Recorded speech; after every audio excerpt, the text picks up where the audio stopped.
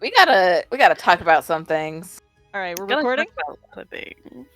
We got a Bing whole 2 bong. weeks of travel to do it, so. Yeah, still.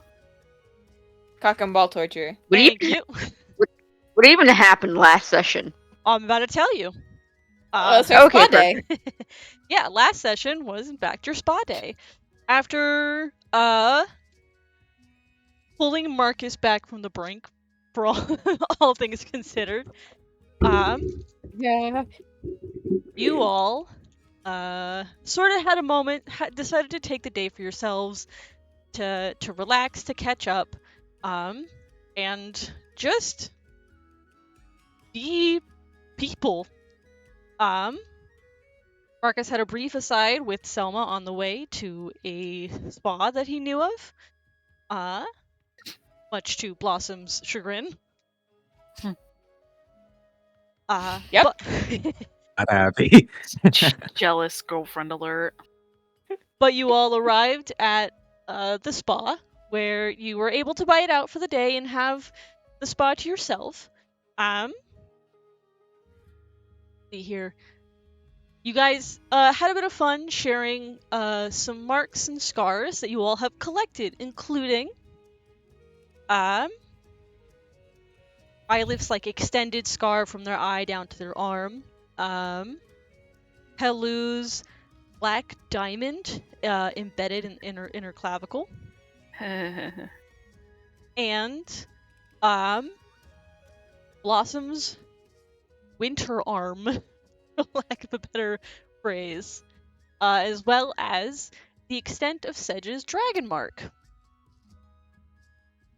You all had some conversations, sort of reactions to those. At one point, Eilif, I believe, in a moment of goofing off, repeatedly summoned and teleported with their echo, resulting in something happening.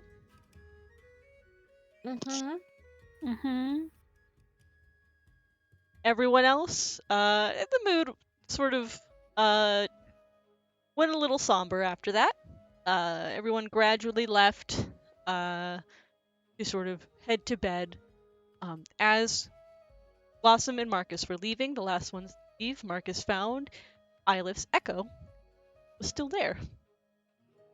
Tried to connect with it, only for it to disappear. So, No grim psychometry in this game. Yep.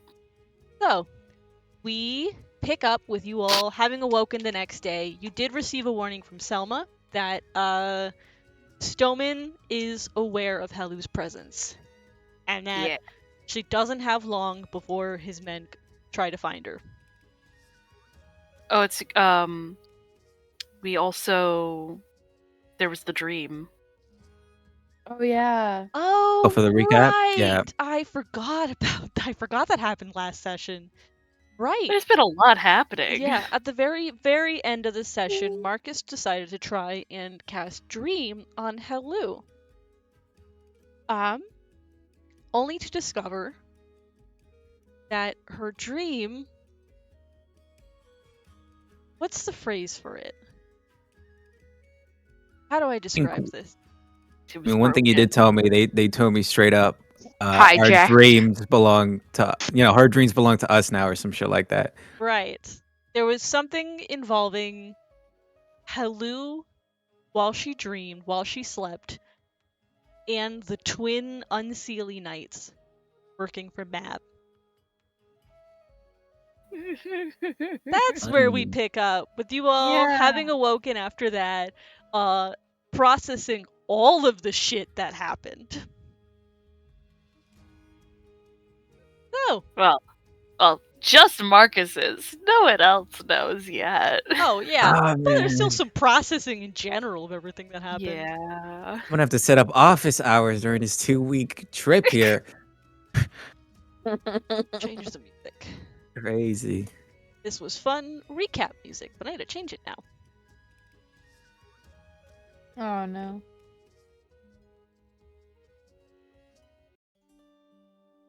Well, I hope Stand by. everyone rested well. I think Halu is like already dressed and ready to go, and like has some like new like hair dye in, and like half of the like makeup, the foundation on, and it's just like knocking on doors, like okay, let's go up and at 'em. Everyone wake up. We're fucking leaving. Didn't even know Hello wore makeup. Yeah, to hide her Oh yeah. vitiligo. There Gotcha. we go. Jesus Christ. Is Right. it wait, are you saying that it's showing a little? It was when went to go get Marcus to pull him back from the edge. Alright, I just want to know if this morning it was showing. Well, I honestly Half, I think half I think showing. She's like I think in the middle. with how things are right now, we might ask Blossom to do that spell that she does. So I Oh, guess it doesn't matter all that much.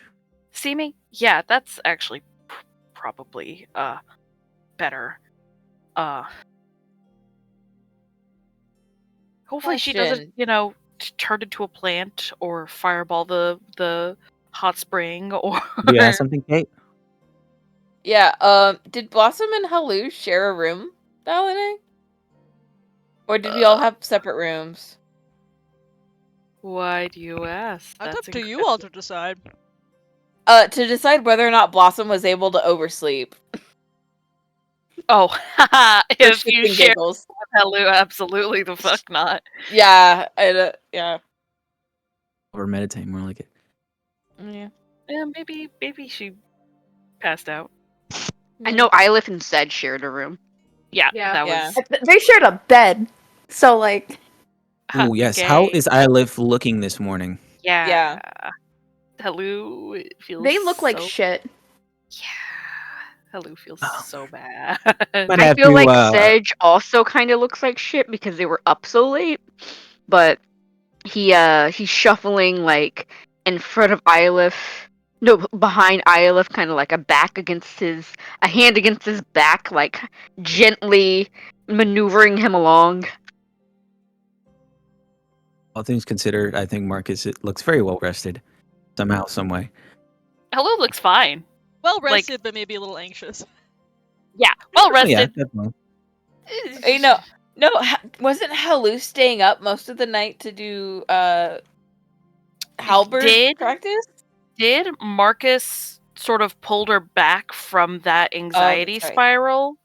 Okay. She did take it a level exhaustion because of how hard she was working, but I think because there was still enough time in the night, I think that goes away? Question mark? Yeah, when you take a long rest, you I think Okay. lose a level of exhaustion. Okay. Cool. Yeah, cool. But yeah, Blossom. Considering things, it Mhm. might be best if you use that spell of yours. Yeah. Yep. Yes, of course. Alright. Let me prepare the things. Do the stuff. Please don't. And close she's that. like stretching a little bit. Don't close that. Like tugging on, like making sure her clothes are in the right spot. And then she's gonna cast Seeming on everyone. Ooh. Let me roll to see if I surge. Oh God. My spell DC is 2 right now. Is Tatsu Chaos up? No. Yes. Okay. Oh, Jesus. I'm so sorry. Because I used it in the I think I used it for it was either during the week break or when we were talking Marcus down from the ledge. I think it was talking Marcus down. So don't yeah. worry, I have my eye on that. Oh Yeah. no. Oh 13 no. by the way, so I do not sedge and the DC goes up. Okay. You do not sedge? Do not I say. do I not hope sedge. Blossom doesn't do sedge. That's What? It'd be do real not. awkward at this point. I do Oh, not about that one. surge. You cast Seeming, and all of you fall under, the illusion, and you are suitably disguised for the time being. Mm-hmm. Cool. Okay. And I think this is all something we've discussed before, so everyone can be whoever they want to be disguised as. Cool. Before I forget, I have something for all of you. Consider it a sort of thank you. Huh? You don't Just have... Where I did don't you have what? find the time? You were here all... Did you go for like a midnight walk or something? That's really No, dangerous. I've had it on me. I've had it on me the whole time. I just haven't had a chance to Oh. ask you all to partake, I guess. And I think they're probably near a table or something. I think out of his coat pocket or somewhere along those lines, Marcus takes out a black ledger, and puts it on a table, and through the wave of his hands, pages kind of flutter before stopping in one page. And he takes out a pen and he just puts it in front of the book, and he just says, "All right, if you all could put your names on this page for me." Why? For multiple reasons. Why? If you put your name on the page, it'll help you in your time of need. Everyone put their name but Helu, because I think it'd be a little redundant. Ylith's just like, okay, is this with your patron? Is this a... Is this a blank check? No, it's nothing like that. It's coming through my power. So out of character, since I can't find a way to actually explain it to you guys, I have the invocation now, Gift of Protectors. So basically, if you put your name on this page, any creature who I'm allow or give permission to put on this page, if you're reduced to 0 hit points but not killed outright, the creature magically drops to 1 hit point instead. So it's kind of like getting, endurance or something. Get relentless endurance! Holy shit! I can only use it one time a day, so once per long rest or whatever. But if someone in the party were to go down at least one time a day, that person could get up. Well, that's out of the whole group. It's not like every person gets a 1, just whoever gets down first. Yeah.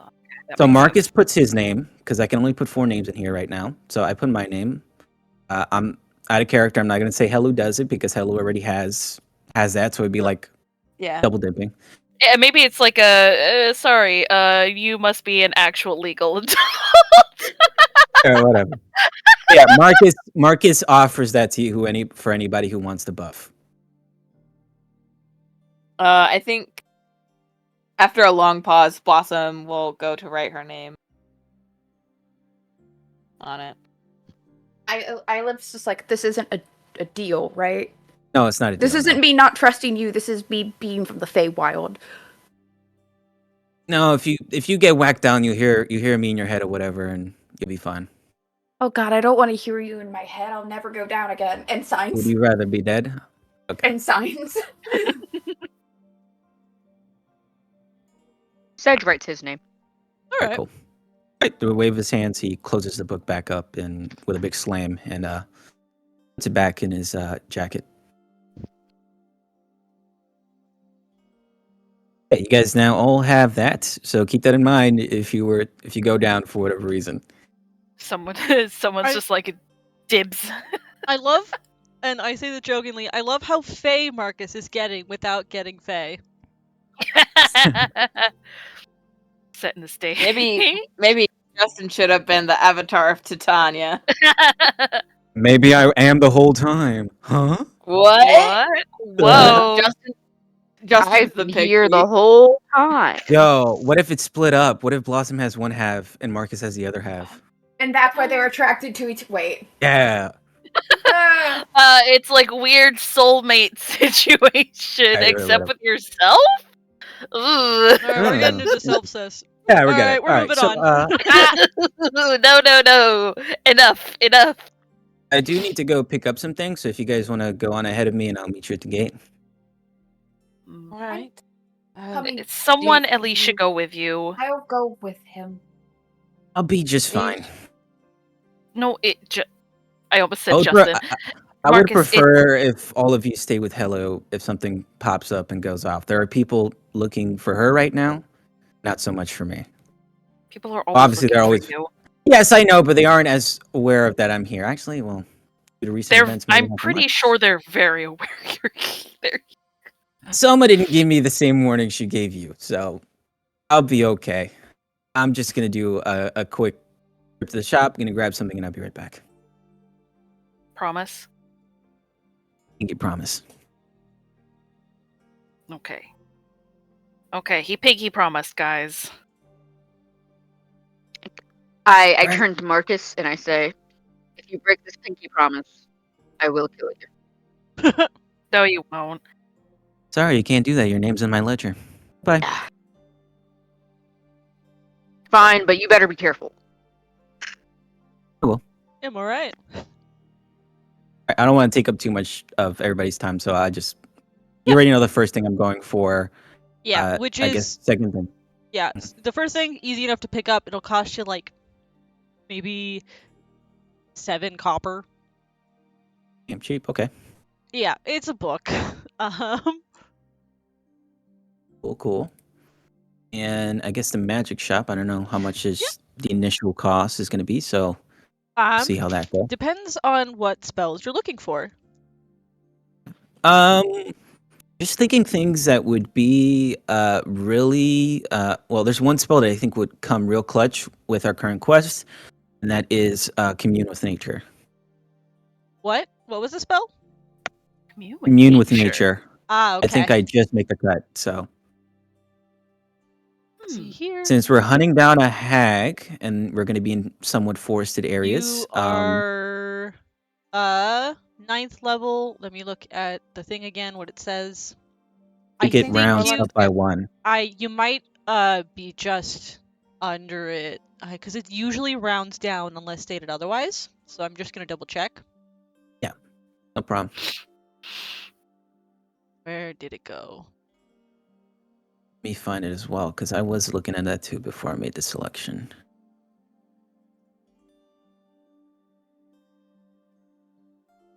Let's see. Here.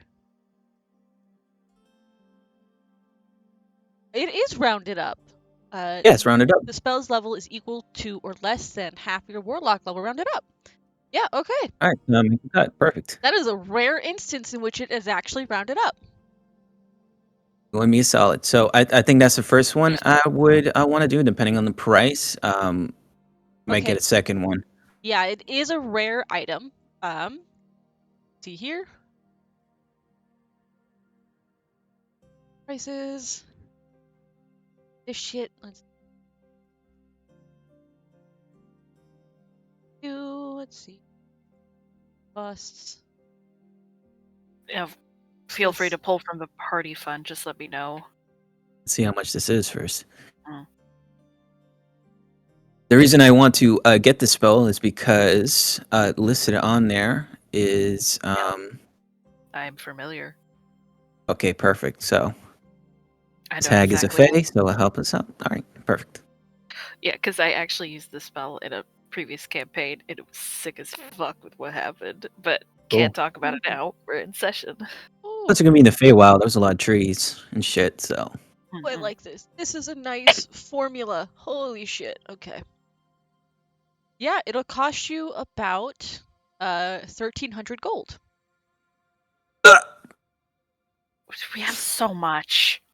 oh man, that's so much. 1,300. It's a rare. So 5th level spell scrolls are rare, and also it's a 5th level spell. Yeah. How much do we have on the party funds right now? Literally so much money. Like in just get- just gold, I'm not even counting the platinum. Just gold, we have 7,435. Okay, I do want to use party funds, but I'm gonna leave it up to a vote. Right, for those in the group who don't know why I want to get the spell, it's going to help us find this hag, since there's something on there where you can get details of celestials in the area within a 3-mile radius kind of thing. Powerful celestials, fae, fiends, elementals, or undead. So we can use it for the quest, and we can use it just around or in the Feywild, since there's a lot of nature in forested areas. Hello, So, trust you. I'll leave it up to you guys, because that's a lot of Go money. for it. I'm fine with that. I don't Do care. it. You have the money for a reason. Mm-hmm. Okay. We should spend it. True. I don't want to hoard. I am kind of curious. How much would Tiny Hut go for? Let's see. Tiny Hut is a 3rd level spell. So that'll be 500. Maybe we just do the one. I don't want to spend too much gold. Even though Tiny Hut would be nice. How much We platinum have- is in the party fund? How much platinum? 708. There's 700 platinum, Marcus. Justin. Okay. This is me, the I'm not- DM, being like, do I it. know. Another vote, guys. Do you guys want me to get Tiny Hut? Justin, oh my god, yeah. You had Yes. 14,000 gold All right. altogether? Listen. I completely understand that. I just don't want to be the guy who's like, all right, party fun. Buying this. This is what the party fund is for. Yeah. True. I just want to. Again, Double check here. 14,000 gold. Just want to double check here. That's all. For clarification, DM, what? Yeah. DM, we have a mortgage and construction cost to pay for, so This It is was- true. that's- Okay, Still, but paid no, off. we've already paid for construction as well on top of it says here manor repairs was 10,500. That was repairs, all repairs and for furniture.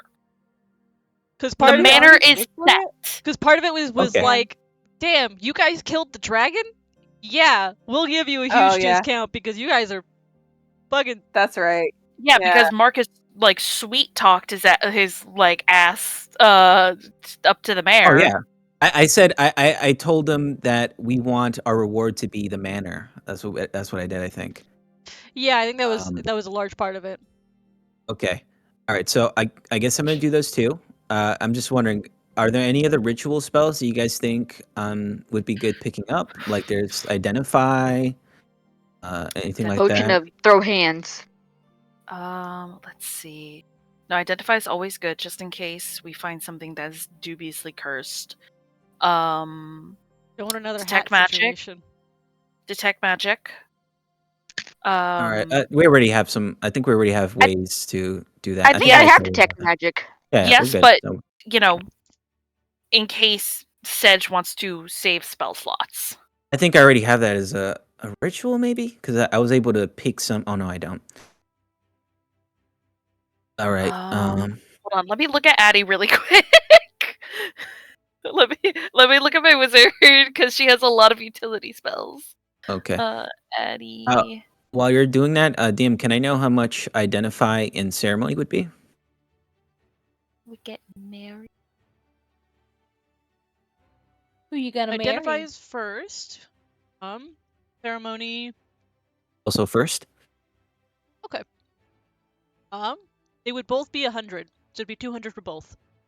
Oh, okay. That's a lot cheaper than the other ones. Yeah, they're they're all- the They're first level spells. spell level determines the rarity of them, and first levels are considered common. Gotcha. Okay, so I would also like to tack on identify and ceremony. Let's see. Well, make sure that Shield. Sedge has identify before you take Shield. that. Eisenhower's barrier protection. Detect magic. Just detect magic.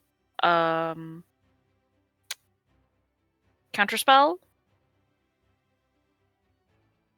They have I to don't be think ritual. counterspells are ritual. Yeah, ritual. Oh, they have to be ritual. I don't. Oh, I actually have dispel magic, not identify. I don't actually have That's a okay. lot of ritual spells as Addie. I have a lot Alright, of well- concentration though. Why do I have concentration as a wizard?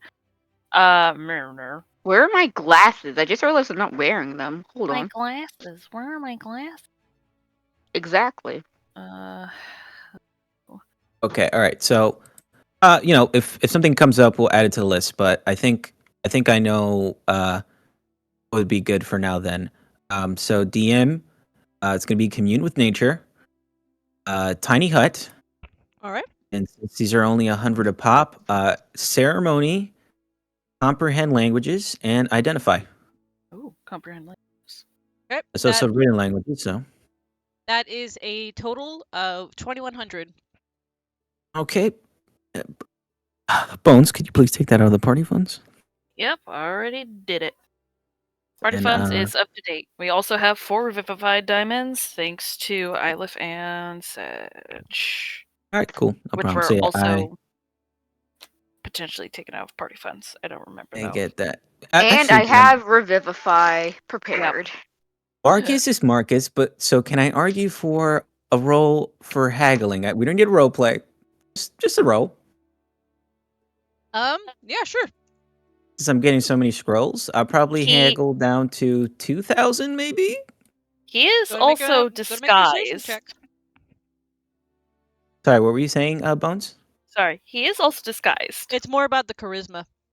No, I understand, but people aren't going to be like, "Oh my God, that's Marcus Blackblood," Yeah. and call the guards on him. All right, so persuasion. Come on, baby. Come on. All right, 18 plus 9. 1, 2. 27. Yeah. With a 27, you can knock 100 off. All right, so make that a straight 2,000, Bones. All right, edit, get 100 back. So we are at just straight gold, 5,435. Perfect. All right, and I got to find some time to write these all down. I also okay, have so them in notes. all right, awesome. Great. Okay, so yeah, that's all for now. Red. Yeah, All I right. get that first thing, and then I get the scrolls, and I meet up with everyone. All right. Are the rest of you doing anything while you hang out at the gate waiting for Marcus? I think I'm just keeping a close eye on Ylif, making sure he's doing all right.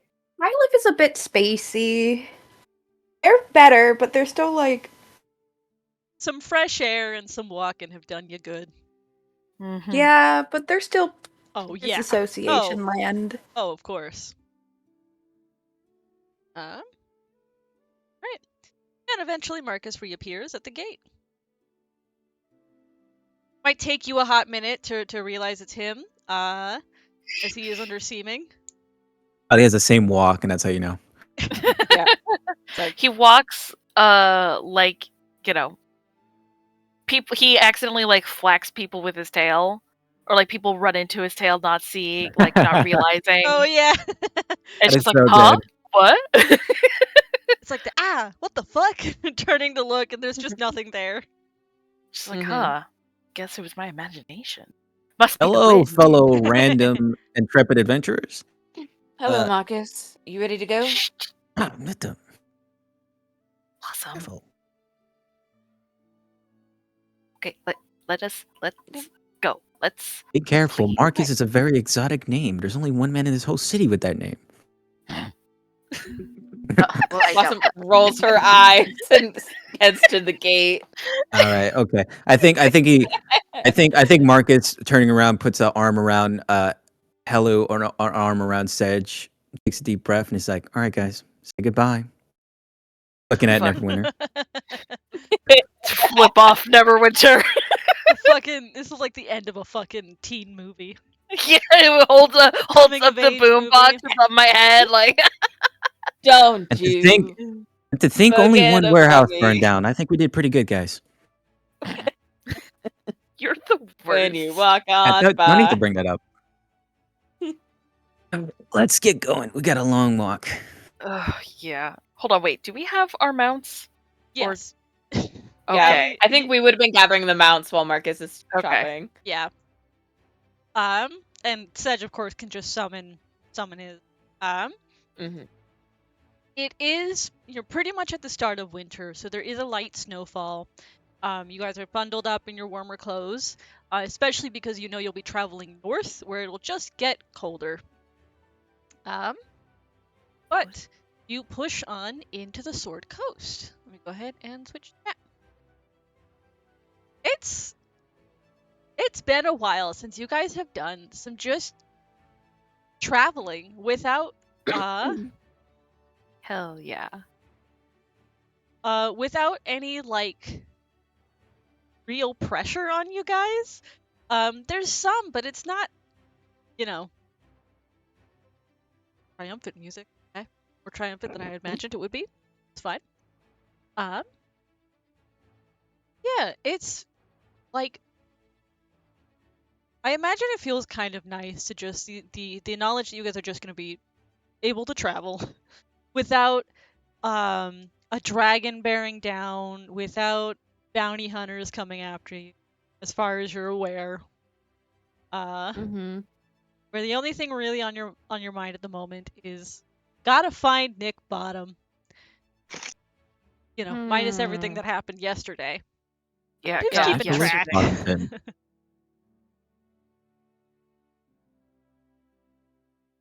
Nice to be out on the road again. This brings me back. Sleeping on dirt, eating dirt, shitting dirt, We lot never of dirt. eat dirt. I'm gonna use the DM How do you token know as this? just sort of a party travel token. Okay. Can I just? I can. That's fun. Oh, not into All the right. void. Ah! Into the void. So you guys do know it'll take you about 2 weeks to get there. Mm-hmm. So it is, you know, a sizable trip. I won't do anything like I won't drag this out. But over the course of this like just a week or so, you guys do anything? I have Let's like see. I have a conversation a day that I'd probably like to spread out during the trip Yeah, that's fine. with everyone. Yeah. I have a couple of things I want to do. Obviously, the first of which is while we're resting, inscribing all those rituals, if that's possible. Over the course, you can let's see here. Takes 2 hours for each level of spell. Transcription process takes 2 hours and costs 50 gold for the rare inks needed to inscribe it. So you will need to spend more money for each inscription. Of course. Let me see. How much spells I got again? I got You got a first, 5. you got a fifth, three firsts, a third. 1/3, so 5 in total. All right. And then So what is that? a higher 250? Altogether, that's 550. I thought it was 50 per spell. Per Yeah, spell level. Yeah, so Oh, per spell level. So the fifth level will be 250. The third level is 150, and then each okay. first is 50. So altogether, that's 550. All right. Could you take that out of the party fund, please? yes. Okay. So yeah, over the course of this week, you can transcribe them gradually in. It'd probably be like your first one, your fifth level one. You can do that night one, but that like takes up the entire night pretty much. Okay. man. No problem. All right. Let me put these in. There is a conversation that I want to have at some point, but I'll let everybody else do their things first. Yeah. All right. Tiny hut. Commune with nature. Ceremony. 85. Add these all in. Pull up. Identify and comprehend languages. Nice.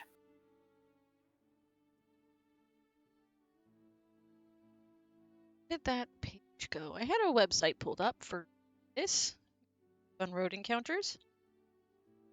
Where'd it go? Oh yeah, I also want to roll for some ingredients at some point, right? Yep. Possible. I'll get to that in just a moment. No problem. I'm doing- I'll do that after everybody's done with all stuff.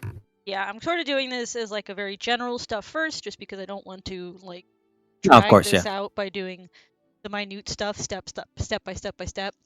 Mhm. Yeah. No, do that. God, I'd cry. I want to know every single minute of these next 2 weeks. Everything that we do. I think we'd be here for the next 2 weeks. This would take up the next 7 sessions if I did that. All right, that's 2 days of session. Let's go. We can do that. Yeah, exactly. We won't get to Nick Bottom until April. Oof. I think I would cry. I think I would also cry, jokes aside.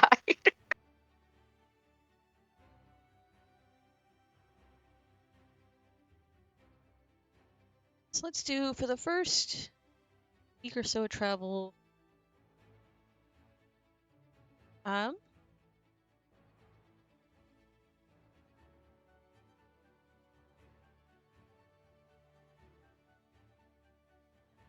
we're doing some rolling. No worries. DM. DMing. Hey, I'll be eventually doing that too. So the first Yay! the first 3 days or Yippee! so go pretty uneventfully. You're able to travel without, there's people on this road. Give me a second.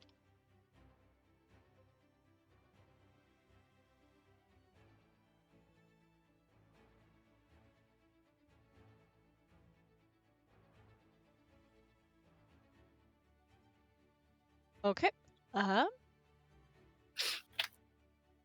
Yeah, the first 3 days pass fairly uneventfully. Luskin is a bigger town. Not many people obviously travel this far north. So, yeah, there's people on the road. It's not as much as there would be going south. But you pass all sorts of people. Families traveling, some people, some merchants, carting some stuff. People generally just hired to move merchandise from city to city. There are people on the road traveling north with you, for instance, dressed up in, again, the warmer gear. Some of them, let's see here. There's like idle chatter as you go by. Some people, couldn't exactly afford the ship to the north. There's news, you do hear stories of, oh, there was a dragon in this area, but some brave adventurers killed it. Or, oh yeah, the nasty storms. Or, ships are starting to come back into Neverwinter, now that they're not in danger of getting wrecked upon the shore anymore. Hell Who yeah. did that? We did that. But if anyone has any conversations they want for these first 3 days, feel free. First half a week. I think I'm gonna try to start a conversation pretty early on with Ylif. All right. First early in, like maybe towards the end of the first day after we leave Neverwinter. So, Ylif, how are you doing, bud? Just slowly turns to stare at Blossom with the most deadpan expression, like, how do you think I'm doing, Blossom? So I know you're having a bit, maybe you're not having the best time, and so I just wanted you to know that if you ever need anybody to talk things through with, like you've done for me in the past, I'd be happy to return the favor.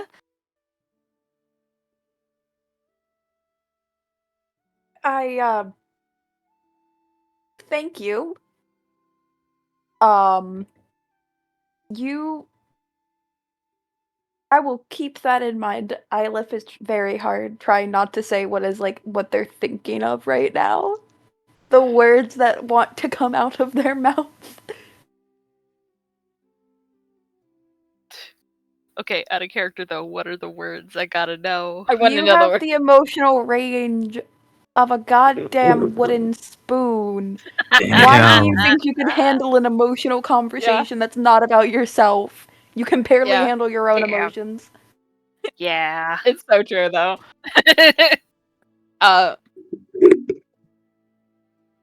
So,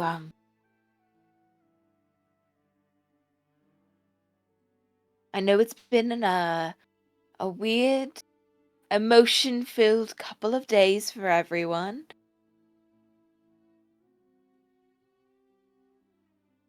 But how are you and Sedge doing? You two were together alone. for a little bit. Saw some familiar looks across the room. Excuse me? Damn, are you proving his point? Maybe. Not on purpose, but maybe. Well, I'm just wondering if you guys talked about anything. You know, We talked about poetry. Poetry. Sorry, I'm not there. oh, poetry, really? Is that all? Yes? And if we didn't, it's none of your business. Well, if you have any questions, like I said before, Blossom. Blossom. Here's a funny fact. I have probably fucked more than you. So don't come to me offering me advice. Damn. Yo. Yeah. Yeah, Blossom deserved that. yeah, Yeah. Damn. And this is to like Queen Tatiana, who's probably fucked a lot. No. This is to Blossom. Blossom hasn't fucked anyone. Hey, Lilith. I feel Aleph is currently Yeah. the only one in the party Take a able point to of differentiate inspiration. between the Yes. able to differentiate between the two identities, You including deserve that, Blossom. Arson. Yeah, for real. God, that's so funny. I'll be honest. You're right, but it hurt a little. Oh, you poor virgin baby. You don't know that. Just gives Blossom a look up and down. I know that. Damn, sassy Isla today. Holy shit. Wait, were the remember my diamonds because someone just got burned to a crisp. Hello, Neverwinter Guard. He said, With "Can the I get murder? some lay on hands? Can I get some lay on hands? I have the burn condition." There is like for sure. You say that like you're passing a group of like looks like potentially either young adventurers or mercenaries, and you just hear a ooh as they go by. Public humiliation. That's crazy. Damn. I mean, of course, and then that garners the attention of everyone else, and Zed just like pulls back a little and is just like, did you say something to them? Sibling banter. Ah, of course. Mhm. Well, my offer still stands, and I giddy up I my punch. I horse. punch Blossom's shoulder. Shut the. You are an annoyance. You are a bother. I'm trying to be helpful. Your help resulted in the drama that happened before. Well, I your like to help. think I'm I have to explain that more. It's trying. not your help. It's the thing that you think you're gonna be able to help about caused drama. Okay, I was joking before when I said it hurt, but now that one really hurt. Sorry. Kind of. Not I- really. I'll forgive you this time because you are right. But I want you to know that I do want to help you. Right? There's nothing to help, but thank you.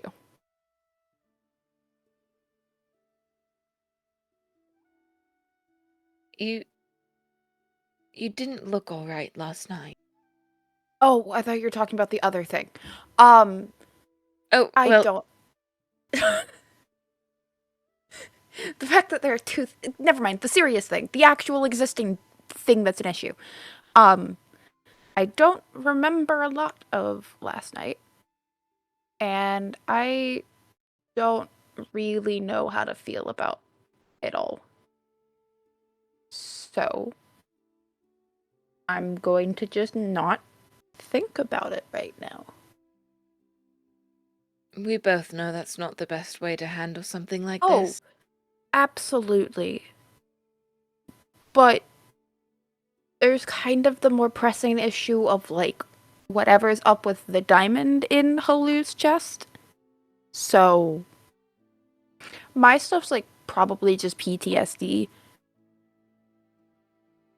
And a little bit of existential shit.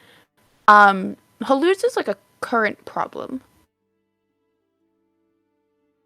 Everyone's problems are current problems, Eilif, including yours.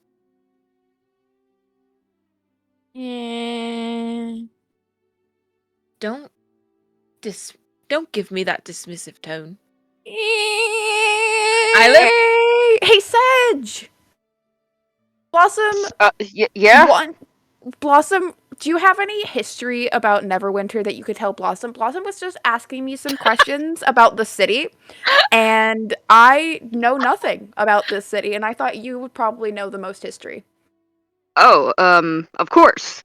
And Sedge pulls up next to Blossom and is like, I can just give you a short, comprehensive history of the city And of Eilif Neverwinter. quickly of course. walks ahead to Oh, hang out with Halu. 7 And by a hours short- later. Yeah, and by a short, comprehensive history, I mean at least 3 hours go by while Sedge is just like talking about everything that has happened in Neverwinter from its like yeah. start. That's so interesting. Oh, really? Wow.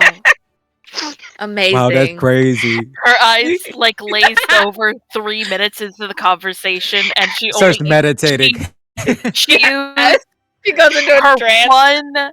she used her one brain cell and rubbed that bitch so fucking hard that it got enough of a fire going for her to actually respond vaguely coherently. It's Or not Sedge even is just vaguely like- coherent. And Sedge like does not just doesn't even notice, and he's like talking. Oh, I thought that was a bug. He's just talking about Neverwinter and like the crown and all this other stuff and how the lords and got voted in and all this other stuff and he's like looking at the scenery and talking about like specific places and stuff like that in the sword. Like it devolves from Neverwinter to the sword the whole. That takes up the next 4 hours of the trick.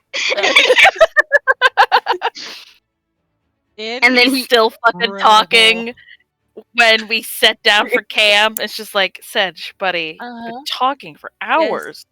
What? Of I've only course, been yeah. talking for. Oh, The sun is on the Is it- well, horizon. that was a short, Sounds comprehensive good. list. I definitely could have gone long. Here are my footnotes. We will definitely have to continue this another time, Sedge. It was very enlightening. Thank you. I do try my best. No, thank you.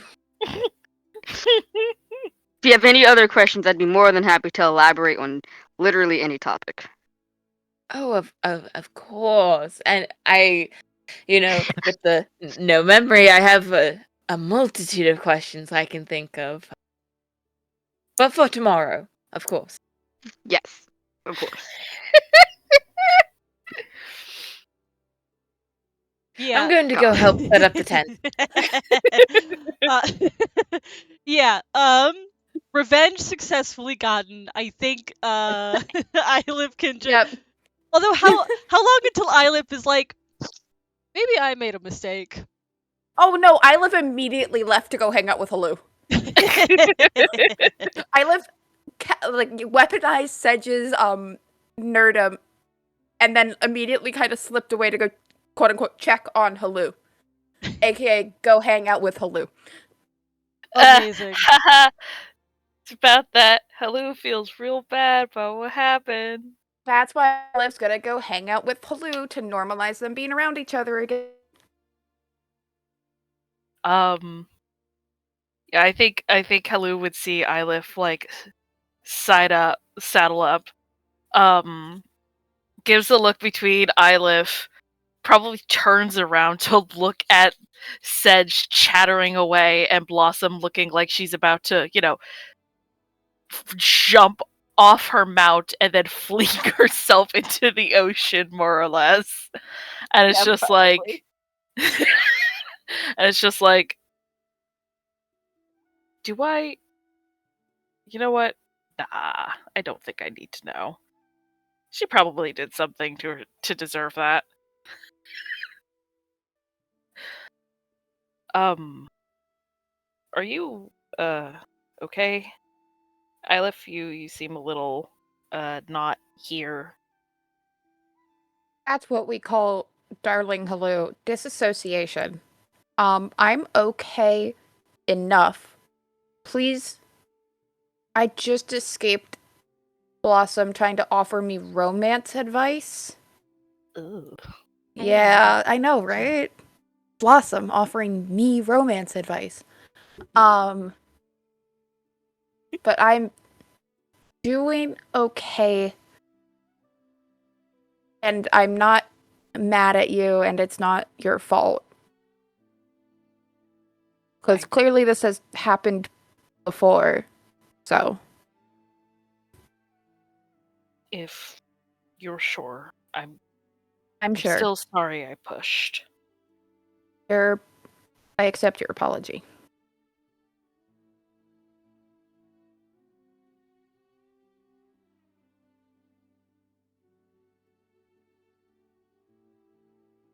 So she tried to tell you how to hold hands or something?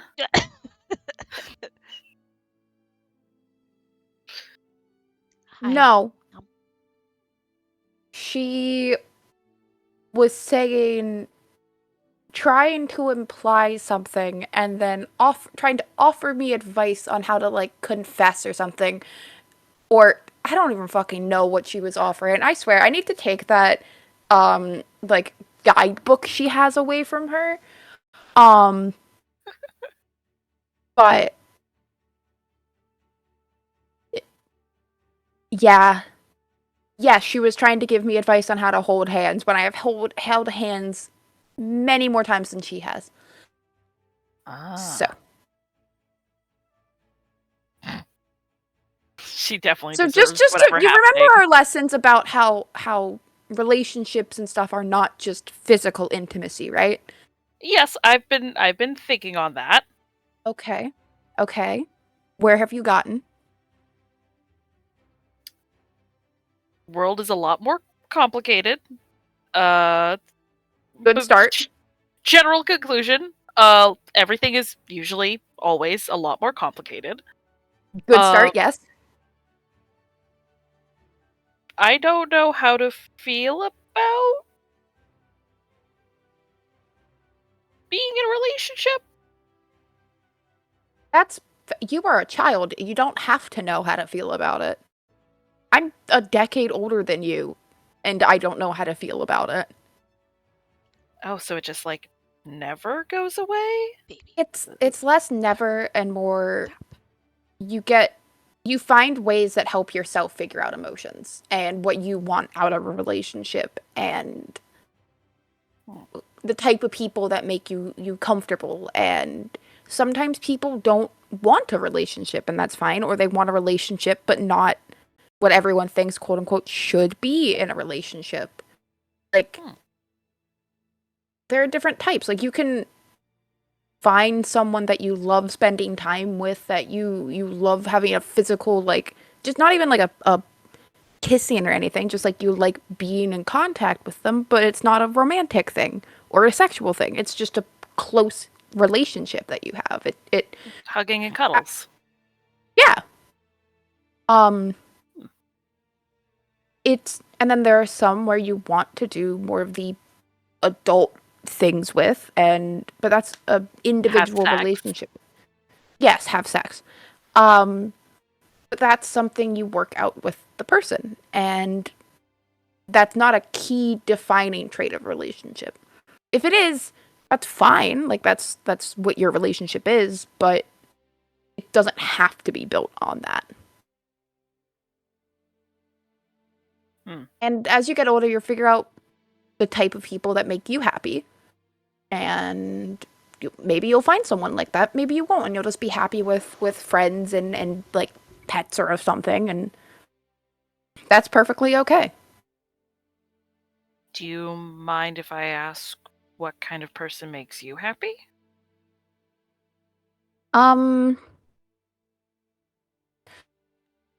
Someone If not, that... no. No, I don't mind. I just have to figure out how to put it in words. Someone that defends their friends, like protects them, stands up for what they believe in. I like muscles. I'm not above muscles. Funny. Smart. Some of these stuff are shallow. There's a lot of more of I just have to connect with the person, but like the surface level stuff, like that. So Every time Eilif says one of those things, Halu's eyes absolutely flick to such. thing is, it describes their Javid too, so they just have a type. Yeah. Someone funny though? I've never heard such tell a joke. To Marcus, when did maybe. you get here? Well, go No, for it, This I is Marcus. don't get a it. private I don't get conversation, it. Marcus. About No, I'm fucking with you.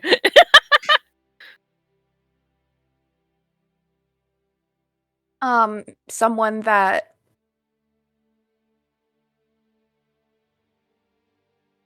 I don't know, just that I have fun spending time around. So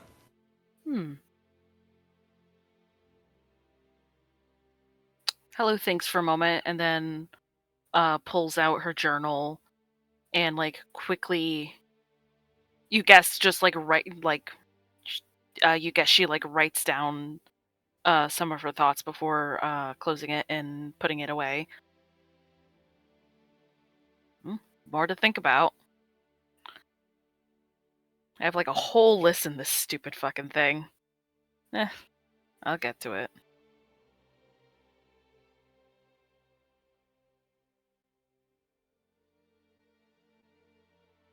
And then I think Helu would spend time with Eilif just sort of pointing out this and that, seeing if that helps start to re-ground them to reality. Probably passes back over the squishy cat melm thingy. thank you. It's pretty cute. It feels funny.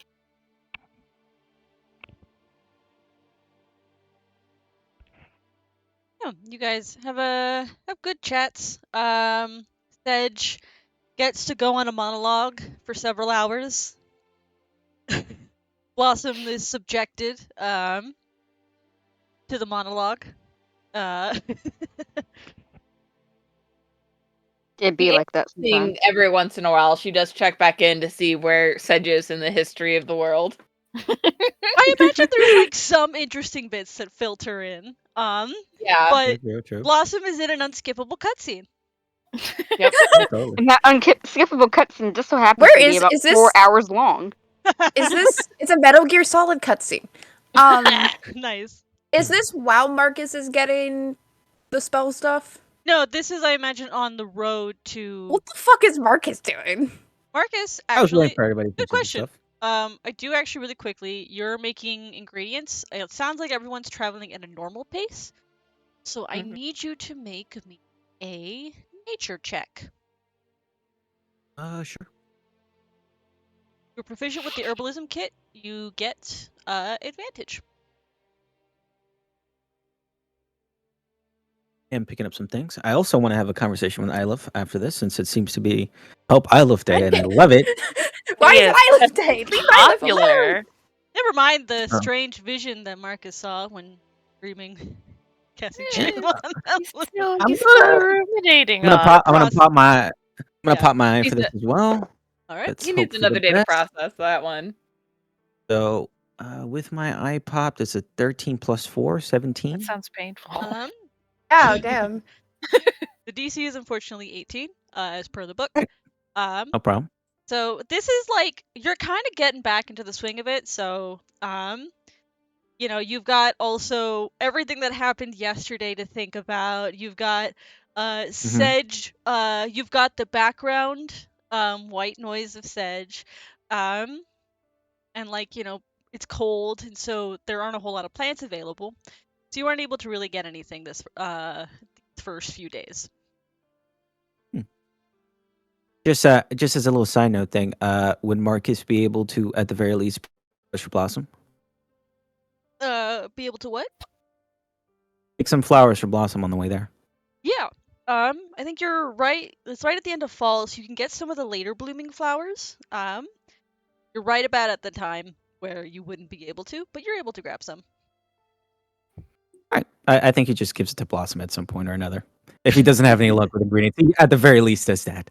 I like to imagine that you swerve a little bit away from the party to do your gathering before Sedge starts, and then come back to Sedge there, and Blossom glazed over, and you're able to just I just put it on her lap, like very like when you wake up.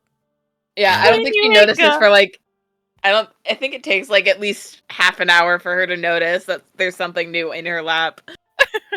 Yeah, he just does He that. looks at- But oh, sorry. Go Just ahead. looks around a little bit, wondering where they come from. Smell a little bit. Cute. Puts one in her hair. And then besides slowly- that, there were. Oh, go ahead. Sorry, go ahead, Kate. No, go ahead. Oh, I want to hear what Blossom was gonna do. Oh, she was just gonna go back to zoning out after putting a little flower in her hair. All right. There were 2 quick combos I want to do in this week. I was gonna do the Islif one at a later time, but now, I mean, It's Ilif's going Islif great, Day. so it's Islif Day for sure. So I think rather than on the road, it probably happens later on in the night at some point. Ilif's probably coming back to wake up somebody from their watch, or they're about to go to sleep and wake somebody up for their watch. Oh yeah. And Marcus kind of waves them down. They haven't really gone to bed yet. They're kind of cleaning up their alchemy supplies, and he kind of waves them down, waves them over, like, "Hey, come over here, talk to me for a sec." What? Oh, Ilif, sit down. He kind of hands Ilif one of his alchemy flask things. He goes, "Start cleaning this." And he's cleaning his own. Sure. Be I'll careful help. though; those things are expensive. Yep. It starts kind of cleaning it and then is just kind of like zoning out. If Ilif isn't actively engaged in something that's like taking their attention, they're probably zoned out like the entire Oh yeah, time. that's why he gave Ilif something so they can use their hands while they're talking. Keep them most engaged. He hands over the flask, like, "Oh yeah, these things were behind some kind of broom closet for who knows how long. They really need some care. Definitely got to get some better ones whenever we get back to the city." How you holding up, man? Everyone is asking. The only person that hasn't asked me that today is Sedge. Oh, I figured. Well, how do I say this? The reason I'm asking you is because I want to know where your headspace is right now. Before we have to talk about some things. Like if you have room for it. Kind of like looks down at the bottle and they're kind of like cleaning the same spot over and over again. It's just like hit me. Don't actually hit me. I might burst into tears. Hit me though. Okay. Because I mean, I hope you know, even with everything that has happened over the past couple days, we're both still in this whole thing together. I saw what you've been through, and I really feel for you, man. I can't imagine what you're thinking right now, and what you've had to deal with since coming back. But the last thing I want to do is tell you something that is, going to throw you for a loop. but I feel like I have to tell you these things so we can figure out a solution together, right? I think I might have somewhat of something that we can use to find a solution, but before we can even get into that, I need to tell you what I saw. Go for it. Okay. Do you remember what we saw back when back in back when we were in the cave and when I was first, it gives Isla a quick little knock on the head in your noggin back in the Feywild.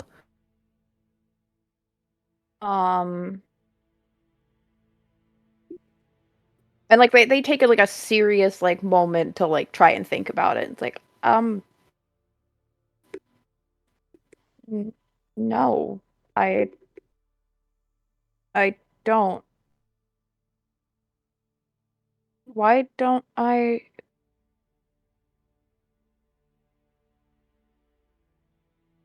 That's fine. Like I said, I've seen the things that you saw, so I can understand why you maybe don't want to remember them.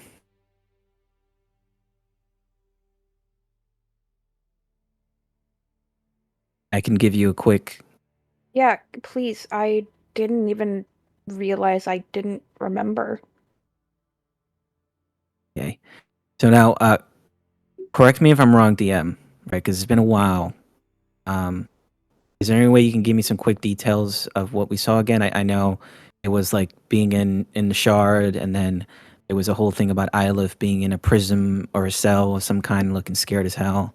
The details are a little unclear because where Ilif was itself was unclear. But it was some strange. You've seen like Doctor Strange, right? Yes.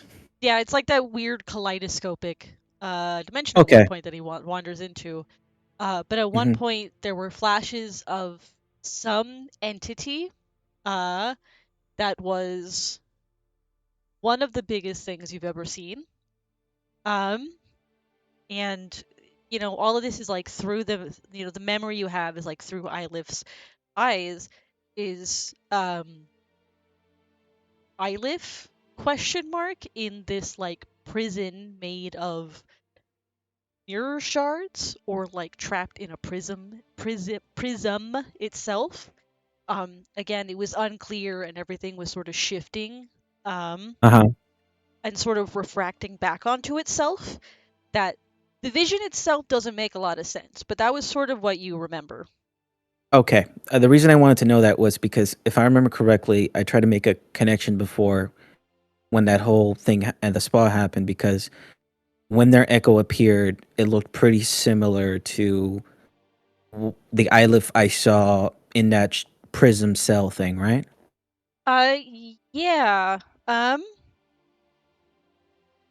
But it's weird in the same way that the echo looked like Ilif in the prism, is the same way that the echo looks like Ilif. Like a little blurred at the edges. It's absolutely Ilif without question, but blurred at the edges and something's a little off. Gotcha. Okay. Because I know something that was thrown up in the air was maybe the things that we saw in Ilif's head wasn't something that they have experienced in the past per se, but something they continue to experience. Yep, that was definitely something brought up. Okay. Cool. All right. So, gives Ilif a quick recap before he does not mention the whole echo thing in the spot quite yet, but he gives Ilif the recap of what he saw and waits to see Ilif's response.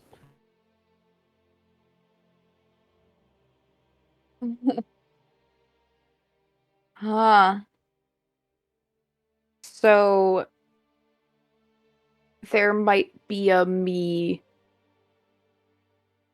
wherever that was? I'm not entirely sure. Right. Now, over at the spa, after everything that happened to you, I did see your echo kind of hanging around, and it looked pretty similar to what I saw in the prison. That's not possible. I mean, That's not no, it disappears if it's 30 feet away from me. Like in almost instantaneously. It shouldn't have it I hey, Olive, let's just take a breath, okay? This is just information. We're just gonna try to put it together, but we're gonna figure it out, okay? Listen, no one else is around. It's just you and me right now. but am I me? Because from what you're saying, I could not be me. Well, we don't entirely know that yet. I'm not sure what that place was, but it was a place. It was a place filled with shards. Maybe it's less that you're not you, and maybe there's just a part of you still there, like the shards. Splintered, mixed. I can't say that for certain, but I don't think it's fair to jump right to that conclusion right away. But I understand why you might want to jump to that conclusion. But let's just take it one step at a time. Yeah. Yeah. Yeah. Yes. But yes, I did see it, and I know for certain that I saw it because Oscar also saw it. He was pretty freaked out. I think he saw it first, actually. It was there for a moment, and then it was gone. The fear of being perceived. Listen, I told Oscar to be quiet about it, so I don't think he's going to say anything. I'm the only other person that knows. I haven't told anyone else. I just once I felt that you were doing okay, I just wanted to tell you so I can know how you want to move forward with this. I do have a suggestion, maybe, but it's entirely up to you. What's the suggestion? I've been cooking something, working on something, to maybe help you out with all this, along with helping some other people out. There's a way that we can try to induce some more vivid image. Before we did simple hypnosis, but as you know, You're gonna do the dream shit again, aren't you? Yes, I've tried it out, and it's possible for me to both be in someone's dreams and also read their minds. So if I'm reading your mind and I'm able to find that memory again, I might be able to project it within your dreams a lot more vivid than what it was before. Before, I was just traveling on the surface, but now I want to be in the middle with you, seeing it in as much detail as we can. Fuck it, let's do it. What Whoa, that was pretty quick, Aleph. You sure you didn't want to think about this? If I think about it, I'm gonna think myself out of it. Because I don't want to face that stuff. I don't want to remember. I haven't had to remember in the past 2 years. I came back and was quarantined and then working. And people tried. I said I couldn't remember and they stopped. And I didn't want to remember because remembering made me feel like I was falling apart and that I was barely holding together a broken porcelain teacup. And that's not working anymore, clearly. So let's try my other tactic of shit and go at it head on. Because shit could get worse, but I'd rather have shit get worse and I know what's going on than shit get worse and I don't. So. I get you. Well, listen, I'm gonna be right there, and we can end the dream whenever, when it gets too crazy. And I agree with you. This is something that, little by little, you should look into. Especially if I'm disappearing when I use the echo. Where am I going? That's bad. I do know that tends to happen when you kind of spam it. So maybe we just have to avoid that. But what if it ramps up and it's every time I use it? That's how I've been fighting for the past year. Well, we just have to keep our eyes open. See how it develops. Yeah, okay. If you want to do the dream shit tonight, might as well, because then we have 2 weeks for me to process everything before we get to the wherever the fuck we're going. I said we do it probably another night. Have some other things that I have to do before then. Oh, I'm low on your dream docket. No, it's to be quite honest. Can I be real with you, Aleph? I think it would be great if you just took a day or two to really think about it. I know you feel like you're feeling gun ho and whatever else, but just take a breather. This all is still pretty fresh. I do agree with you, though. I think Marcus, I appreciate you thinking about me like that. I genuinely really do. You've seen me handle stuff. There's a chance I will put it all in a box and then say no, and then I will just sit until the next time I have a problem.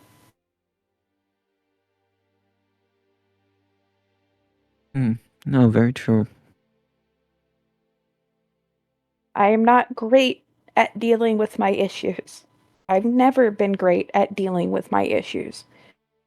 I know that if I let myself think about it, I'm going to think myself into forgetting again, apparently, because I will just not think about it, and then I'm going to say no, because that means I have to actively start thinking about it after I've stopped thinking about it, and then we're going to hit the cycle of me having a problem.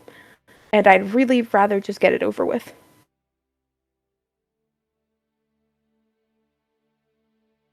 Okay.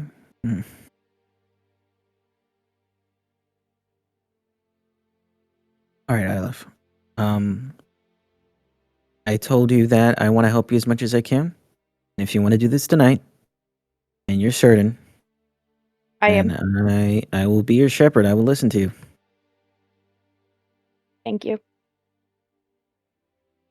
You gotta give me some kind of safe word or something, though. Pineapple. Okay. And listen, if anybody else in the group is giving you too much shit, or bothering you a little too much, because I can tell you're a little annoyed with people asking you. I mean, Blossom Just let me asked, know. Blossom asked me while also offering romance advice, which, no offense, I don't want to take from her. And then Halu asked, and then proceeded to make fun of Blossom's romance advice and have a very nice conversation about like relationships and what they are. And now here I am with you. I've given you the most honest, open answer because you saw the stuff and I didn't have to. Blossom has. I know you love her, and I'm not bashing you for that. She has the emotional capacity of a wooden spoon, Marcus. Hey, come on, give her a break. She was plopped down in the middle of nowhere. She's been online not for very long. If I can give tell you her a this. break, she'll think she's right. I have to rib her as her sibling, clearly. Listen, she has the best of intentions. Oh, I know. She's a beautiful self. She hasn't been here for very long. Beautiful. Somehow. She She hasn't been here for very long, but somehow she's always been hot-wired to want to help out other people. Hot, Marcus. Hot-wired. Hot-wired. Marcus. She's always been hot-wired to want to help other people. And again, she sees that you're not doing so great, so her first instinct is to want to help Her first instinct was to offer me romance advice. Her second instinct was to make sure I was okay. Let me ask you this. That advice and the laugh you got from it, did it help you forget about some of the stuff going on these past couple days? Yeah, it did. So I think she was able to help you out then. She was genuinely, seriously trying to offer me advice, though, when I, in fact, have had... I don't... 1, there's nothing there. 2, I don't need it. But it was fun and funny. I totally agree with you. Yeah, she just had you in mind, that's all. Yeah, I know. And then I weaponized Sedge's love of history. Oh, that's a dangerous weapon. Oh, absolutely. It's one I don't use lightly, but I needed Blossom to shut up. Yeah, I one time asked, man, I wonder who invented spoons. and I was not out of the cabin. Seems like there's a lot of different places where spoons would have came from. He told me every one of them, and then he told me his running theory. I mean, my running So- theory is it started as shells. Like first, I mean hands, but then shells and bark and stuff because those are naturally, and maybe chipped rocks because like those are naturally in pursuits to go on a spoon rant. No, someone has to make a spoon that's also a fork, a fapoon. Wouldn't that be great? No, it's a spork. It would be called a spork. A Not spoon. spork. That's a stupid name. Fapoon is way better. Spoon is a terrible name. What the fuck are you talking about? It only took Listen. an hour to get derailed. I Alright, was trying so- to casually lean off of Ilif is Alright. like Sedge in terms of goddamn spoon rants. Oh, I know. I just think it's funny. All right, how about you try your best to get some sleep, and I'll see you in a few, and we'll see how this goes. Whoa. And I ask, is there anywhere? What's your favorite place in the Feywild?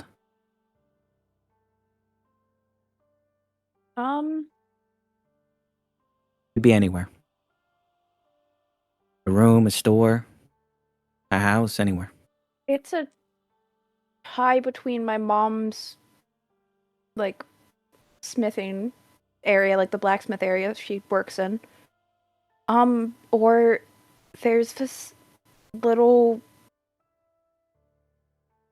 it's a part of like a abandoned part of like an underground part of a building that I found with Javid that has like this lake in it and these bioluminescent stuff that grow like in the water and plants that grow that up the walls that glow and stuff, and it's super peaceful, and these like fish because it's a underwater lake that like connects to that I think connects to like the main lake itself. So we get some of the fish and stuff that like swim up, and it's just super pretty. If you had to choose one of those places to be at right now, which one would it be?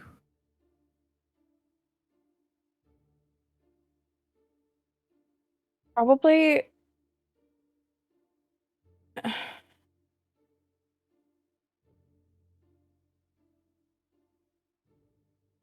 think my mom's workshop because that felt just I was with my mom or one of my siblings and I was home. Safe. Yeah, safe, familiar. I only went to the cave with Javid and that's a touchy subject, so No, I totally understand. I think that first option is better too. So how about get comfy in bed and think about your mom's shop, and I'll see you in a little bit. yeah. I mean I was actually gonna go talk to Sedge about spoons, but yeah, I'll go to bed soon. He's already asleep, so if you woke him up and did that, you're not gonna get any sleep tonight. We're asleep. I think I mean, think Justin long rest time. specified that like was waiting until like probably Isla Oh. would have taken first watch and Yeah, I want Yeah, to make sure our during one of the conversation was watches. private. Oh, okay. Okay, and I think probably cast Tiny Hut over everyone just so we're safe. Yeah, I'm gonna try to go. Wait, who was next on watch? I think it would make sure someone was awake on watch at the very least. it's Sedge. Clearly. Yeah, I'll be on next watch. All right, cool. Okay. As he's waking up, he says, "Hey, Sedge, me and Ilif were having that whole spoon argument again. I mean, oldest time, right? Who created the spoon?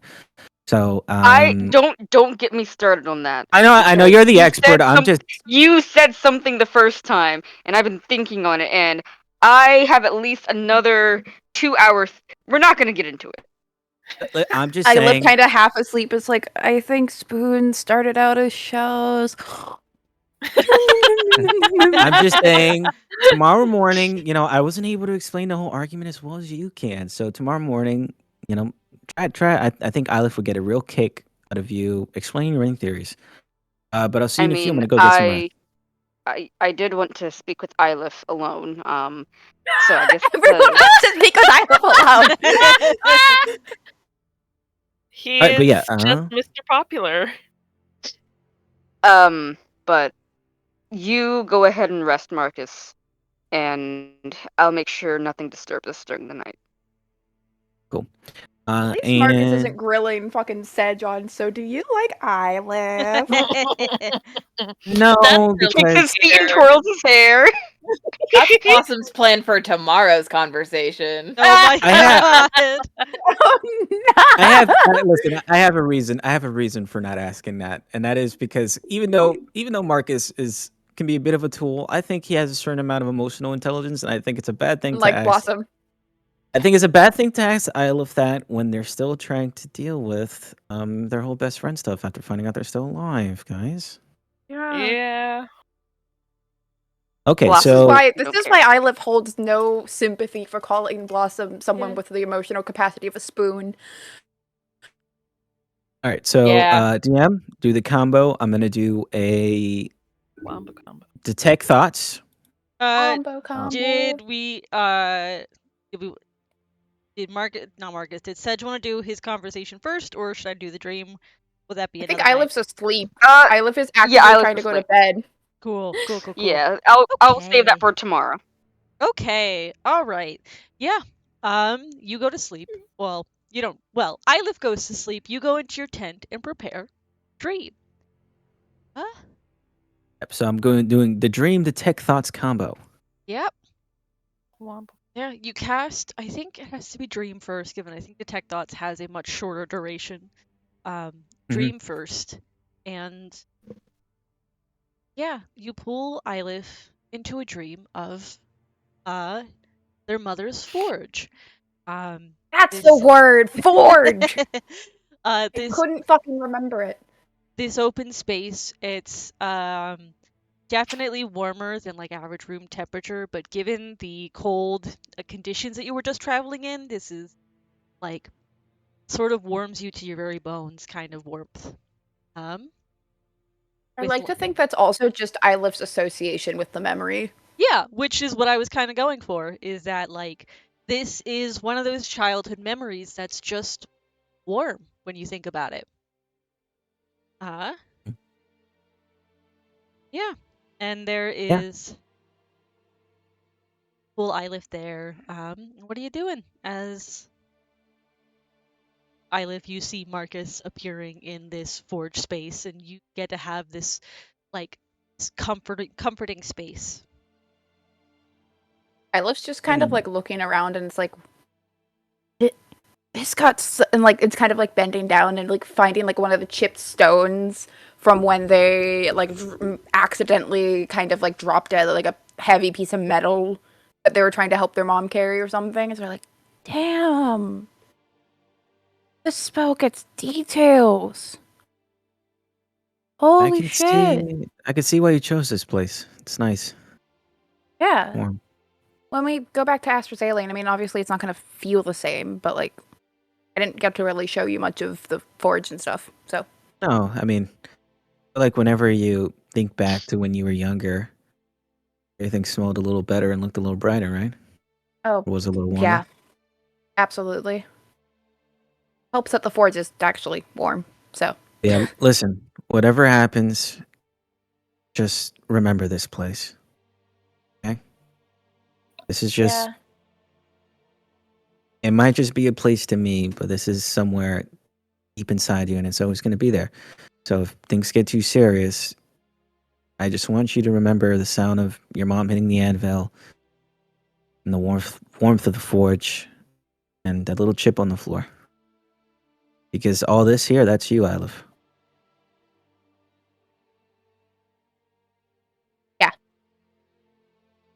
okay, Okay. So the way this is going to work is I'm going to probe into your mind again. I'm going to try to pluck what I saw before I had a harder time because obviously, you know, I was somewhat limited. But now we're here. You saw I how think deep detailed down I was this- also fighting. So True. You can see how detailed this all is. So we can get real quick, but don't forget you're not alone, and we can end this at any time. We can Yeah. always come back to this place. All right. Yeah. Yep. Okay. And gonna go with the tech thoughts and Tech thoughts, you know, you get the surface level thoughts, which I think in this moment you do like. There is sort of the very distant echoing of a hammer against an anvil of the childhood memory, but then also this anxiety, this like confusion, and seems like sort of baked in at this point. Um, and then you do the deeper dive. One of the surface level thoughts is, "Oh God, I'm so tired." Uh, Ylif, please make a Hi. wisdom saving throw. Oh boy. I know you're like allowing the tech thoughts to happen, so this wisdom saving throw is more for something else. Yeah, it's to see how well I handle it, isn't it? Yeah, This was how it pretty went much. last time. I like the music choice. 15.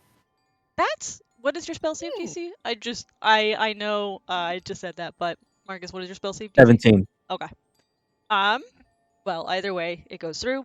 But 15's not bad in terms of holding it together. I It have helps. a +1 wisdom. I rolled fucking. Yeah, My luck is out here. Yeah. with your friends supporting you, as annoying as Blossom might have been, still, showing support in her own way. Yeah. I didn't really find Blossom stuff annoying. They're just making fun of Blossom. Yeah. But with Marcus there helping you along, the dreamscape shifts around you both. The forge melts away as Marcus reaches deeper in to those deeper thoughts and pulls them out, and by thread, sort of weaving together this new dream space, which is that strange sort of space, not space, whatever the hell it is. There's the ethereal plane, there's the astral sea. This is something else entirely.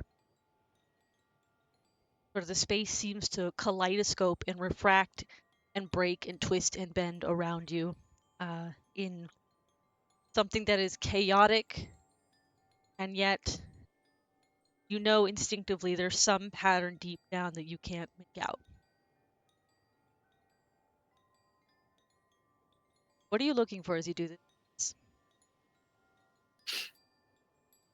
Okay. If I remember correctly, there was something I was trying to chase before, something that was getting further and further away from me the last time I was in Ilif's mind. Maybe if I can feel that presence again? That might have been Haluz that you're thinking about.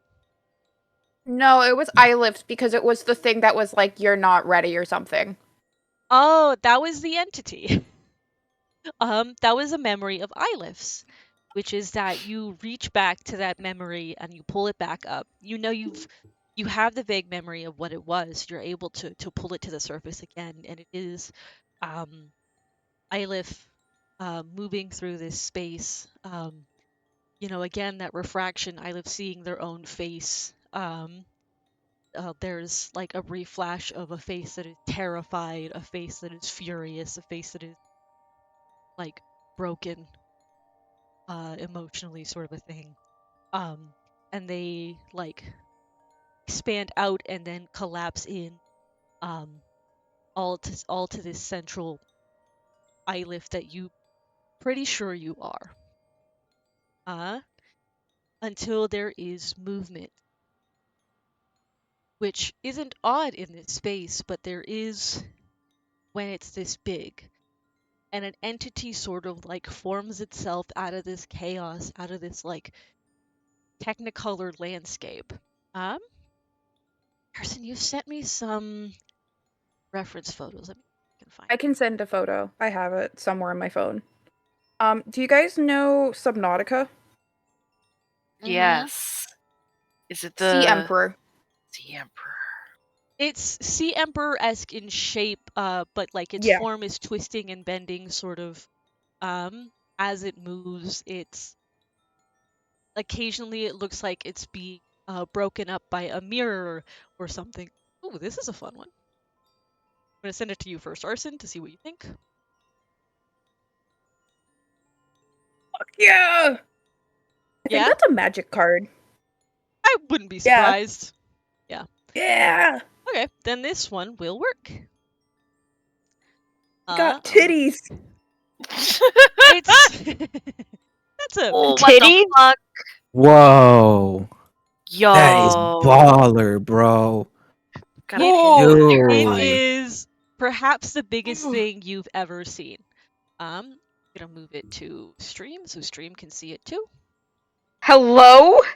That's so cool. What the fuck is that? I Bro. don't fucking Good know. question. Something Dude, sick as Mark- fuck. Marcus is a perfect guy to be witnessing them right now because he has stared into the abyss and made it out the other end. I- 1 or 2 times. I want to be clear, like, yeah, you've been exposed to the abyss of like a great old one sort of shit. This is something else entirely. You look at this and you instinctively know this isn't something from the far realms. This isn't like a god or some aberration. This is something else entirely. Oh, Oh my god. great. Interesting. And it stares and like its head, its like body is that split in two, but and its head seems to be in two, but both sort of tilt and twist and like look at you. At us or at the Ilith in the memory? At the Ilith in the memory. Okay. I was like, oh my god, they're looking at us. And there is a voice, but not spoken, sort of instinctively understood by Ilith, or not in the head, not spoken, something strange altogether, as if they were Ilith's own thoughts, but just, you aren't supposed to be here.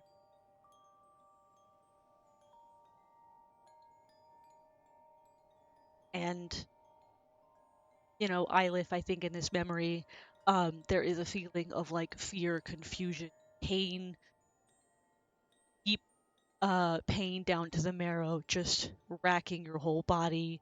I think your arm feels numb. And there's like a brief terrifying moment of, is it actually there? Which, because the scar spreads up into your face, I think it's like, is that actually there? And there's a fear of, I don't want to confront that. I don't want to know. Yeah. So Ilith, I think in this memory doesn't respond, can't respond. And this thing reaches forward, like, I say reach, the arm sort of forms out of its body as it moves into a shape that is recognizable as a claw, before it just seems to very gently touch Ilith's face, or Ilith's head, and pulls from it some wisp of something. And as it does so, behind it, shapes begin to form out of this chaos of this space. Mirror shards that form a cage, a cell, a prism, and in it forms Ilith. A version of Ilith that looks to be, it's hard to describe, but looking at it, there is this, I think, instinctive rejection from the Ilith that you're remembering this in. Like this instinctive, automatic rejection of, that's not me, that can't be me, what is that? But then also knowing that that's your face. You can almost feel yourself in that spot. And then the entity looks at you again in the memories. I am sorry you will forget this. Cannot handle this at this moment.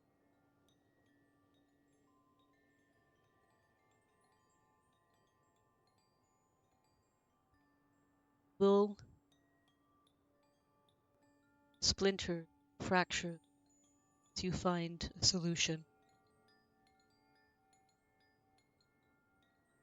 And then that memory sort of goes dark. What?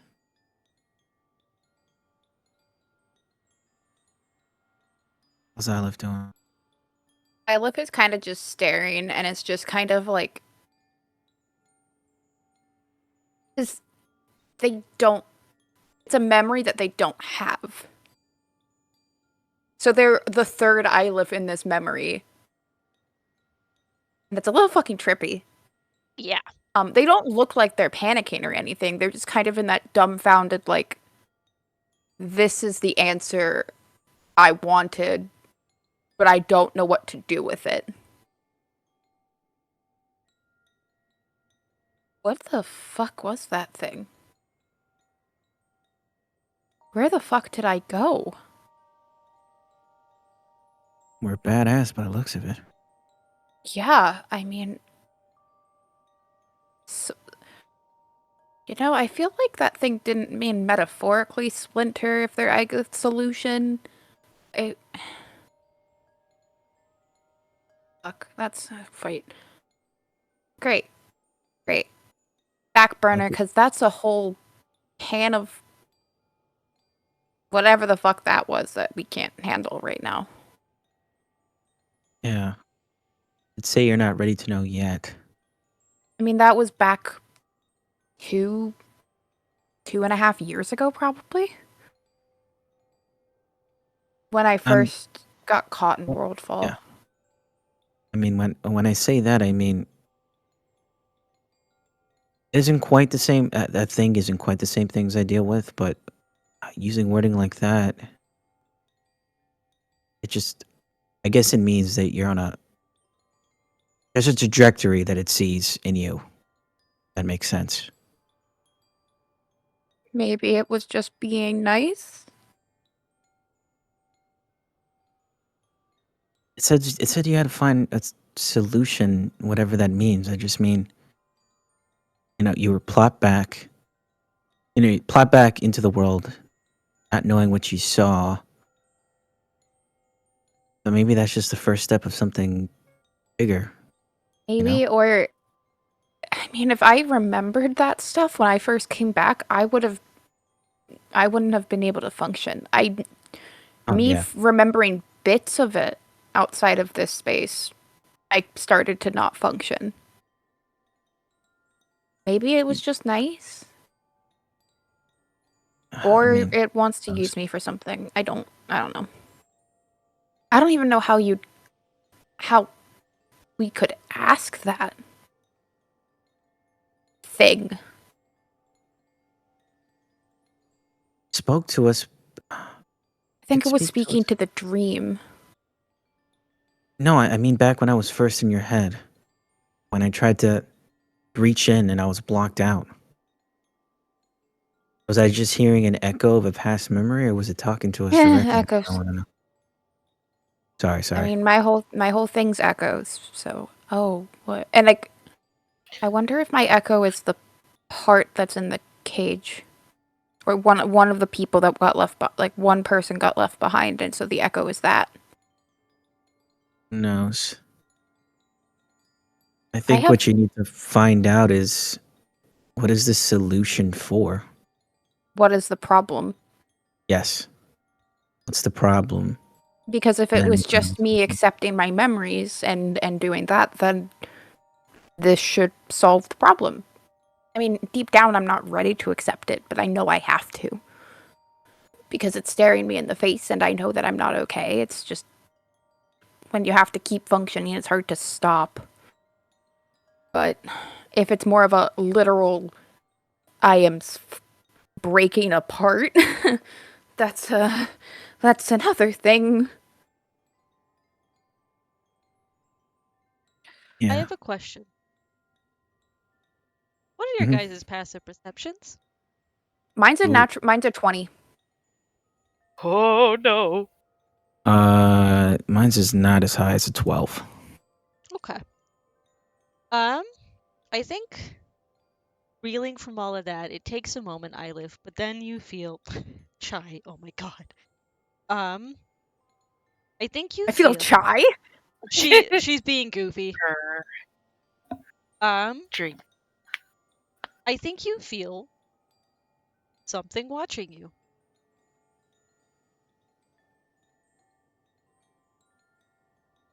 Aleph not telling Marcus that they have this feeling at all, just kind of goes, I know you're watching. If you're the thing that we saw in the memory, could we talk with you? Or just talk with you in general, because if something's watching me in my own head, I'd kind of like to know who you are. It's there's a pause before I think did the room turn back into the forge or did it like I kind of was just Um, imagining it as a dark void at this point. I was 'cause- Yeah, me too, too, but I yeah. wanted to make sure. Yeah, I think it's dark void because we just got out of that memory, so it hasn't been filled with anything yet. Yeah, that's So fair. yeah, dark void. Okay. So yeah, in the midst of this dark void, there is a bloom of color off to the side. And yeah, from that color sort of coalesces, sort of, like nebulas and how they have those like gas Yeah. shapes, sort of like that in how this like bloom of color and then there is shape coming out of it that is the head of that thing.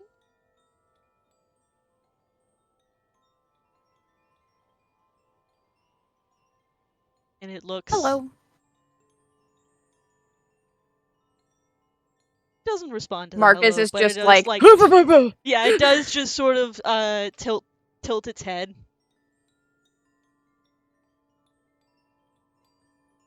Meanwhile, Marcus got fucking jump scared. Yeah. Marcus is, now that he sees it, he's gonna keep quiet and let Iluf deal with this. He doesn't want to jump into this moment Yeah. he's having with this thing. Ilef kind of will like move towards the heads, and it's just like, first I wanted to thank you for what you did. It clearly, saved me. Second, you mentioned a solution. If you don't mind me asking some questions, I'd love to, because I'd really like to find that solution. Preferably before it becomes a worse problem. It's again that strange sort of like it doesn't speak and it feels almost like they're your own thoughts, but you understand that its response in that if I hadn't would have been scattered.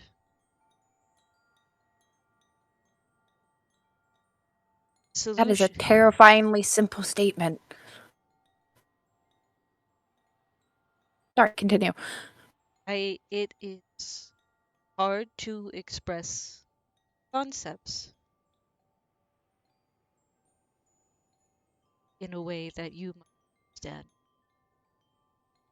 But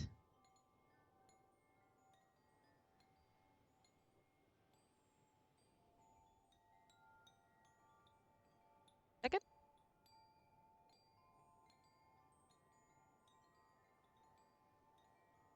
very few wander. Often when I find them, too far gone, scattered so far I cannot help.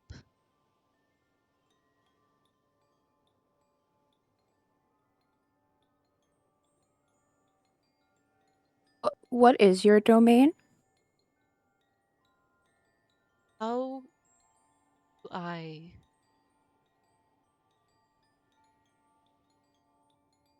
I believe a term used would entropy. Oh. Okay. Is the solution I need to find a metaphorical one? Like I just need to come to terms and accept it within myself and all will be fine? Or is it like an actual I need to like find a solution? The magic of friendship or something. Oh, magic of friendship and actual magic. Having friends helps, as it already has, but there are fragments. There are still pieces missing. They are not in entropy. They are where you can. Oh. That's terrifying. Perhaps they may appear as things metaphorical, perhaps as things physical. I cannot be sure what shape things will take beyond. Would they be in places prominent to me or just Slightly. around? Okay. Can they be people? It is I would certainly possible fucking hope not. they will be with. Oh god, Javid probably has one. Yeah. Fuck, no. Oh my god, did I turn into the eye?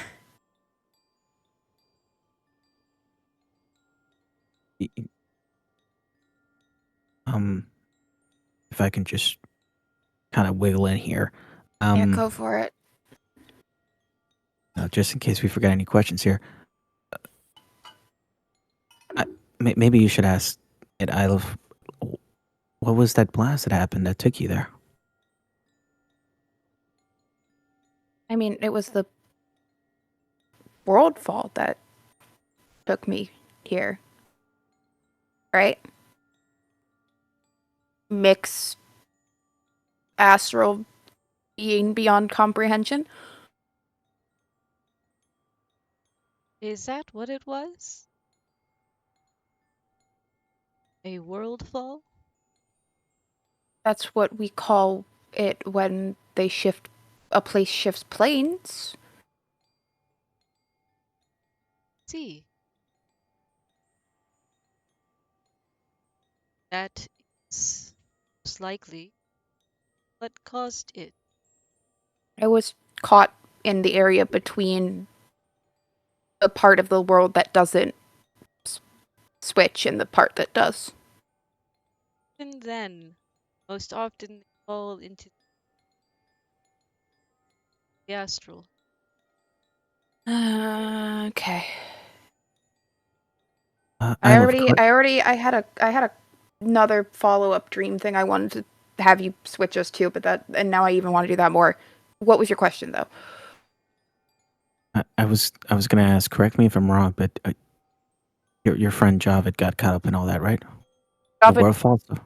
No, Javid pushed me, thinking that he would be caught up in the world fall and that I was gonna go past it. All right, gotcha. I was just gonna ask. I'm sorry. What's your name?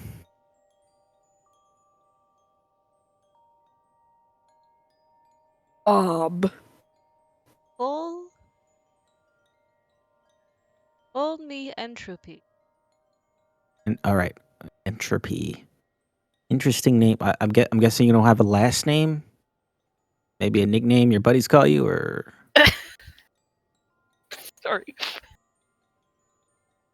When it says call me Entropy, the sort of understanding that comes to you, in dealing with this and seeing what you have is that like the best way to put it is that this is entropy. As gotcha. in, Oh, yeah,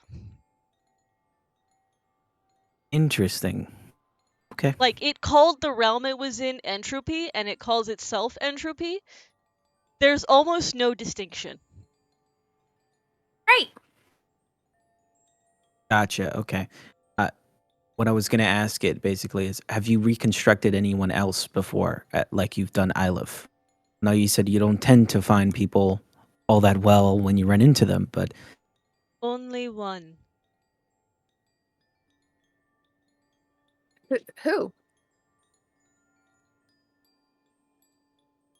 I do not know his name, only that he no. was a wizard. Oh, what? can you show us how he looked like? It will, yeah, do its best. Which it'll show you an image of a man. I think Gale. Elvin, Waterdeep. Elvin in nature. But what's interesting is that he's wearing clothes that I don't think either of you would be familiar with. And looks like half crazed in that it gives you. Do Ooh. I You can make, any history? yeah, you guys can make a history check if you'd like. Okay. I will warn you, this will be a fairly high DC. I imagine. 24. That Oh, is the wow. second highest I can get. The next highest is 25 with a natural 20. So All right, I'm gonna pop my eye for this. I'm definitely not gonna get higher than that. But another reason I'm doing is I want to see if this thing looks any different when I pop it. you're gonna blind yourself. You get for your history? Oh, let me roll it. Yeah, does it look any different? I'll tell you in a moment. Shit. 9. You don't know shit. This is Because you're Feywild blinded stuff. by the light. It is like you pop. It comes. Yeah, your thing comes with True Sight. Which. I think fully turns this thing in from this like form that it has taken to just a chaotic spew of colors that, yeah, probably kind of overloads your brain. Yeah, close. Hold my eye and close it for a sec. Yeah. Does the guy look familiar to you, Isla? On a 24, I think, Elvin, the clothes he's wearing are the kind you've never seen before because Wizard. they are not just wizards. These are like old historical clothes. Like the kind that you've maybe seen in a history museum.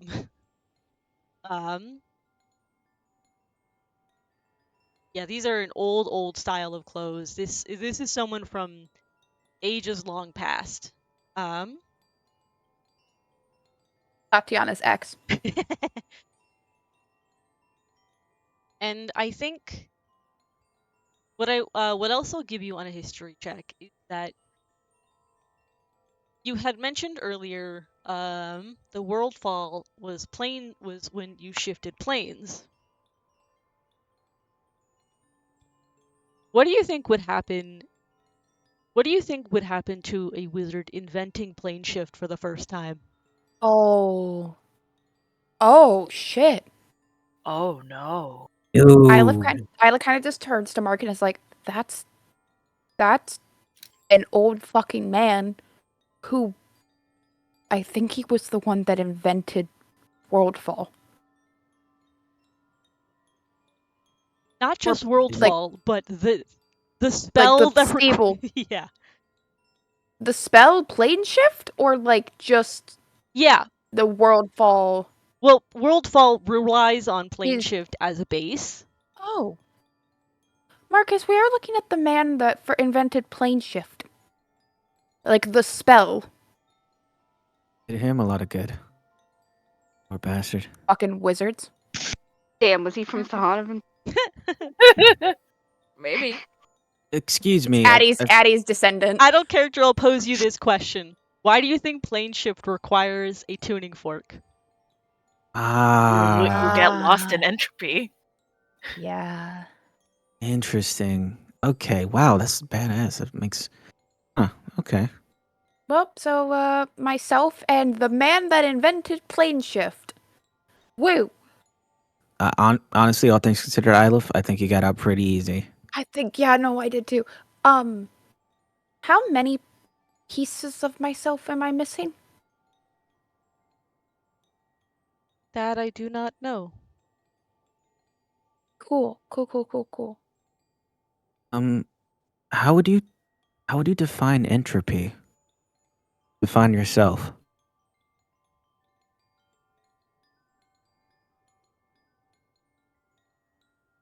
What a fascinating question.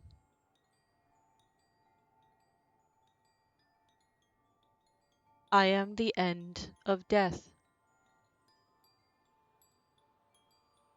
The end of death. All things die. I am what awaits at the end of death. Dude, that's badass. I gotta put that on a t-shirt or something.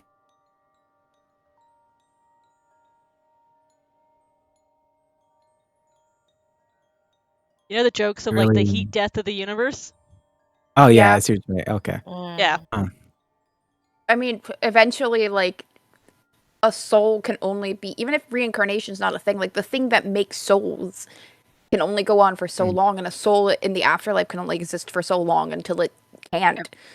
Everything gives out eventually. Well, Exactly. that's Yeah. good to know.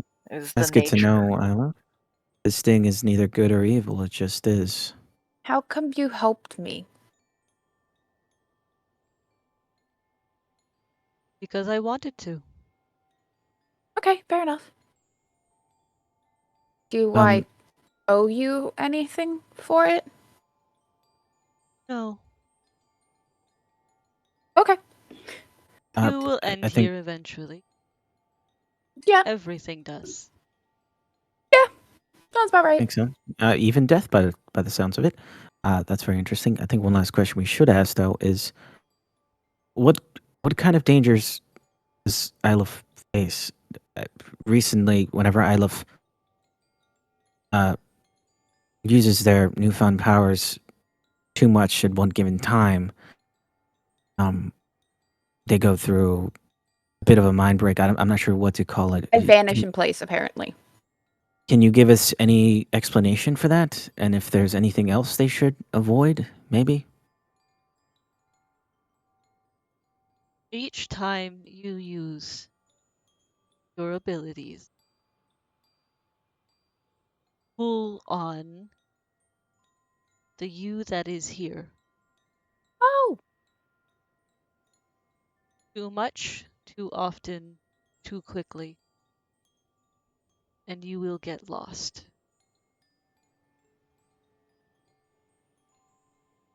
okay. Well, finding all of my pieces in the Feywild let me bring that part of myself back? Or is it just there forever? Eventually, you may reclaim it. Is it safe there?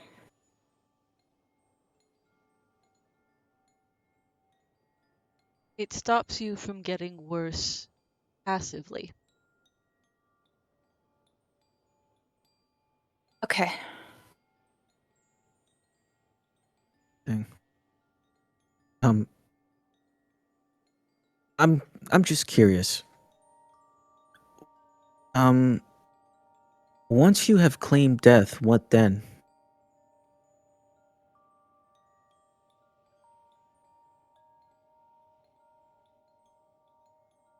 It Something doesn't new will. claim death. Death just goes to it. I mean, what happens to you? Once all souls are gone and Something new will be born. that's good to know. Kind of comforting, actually.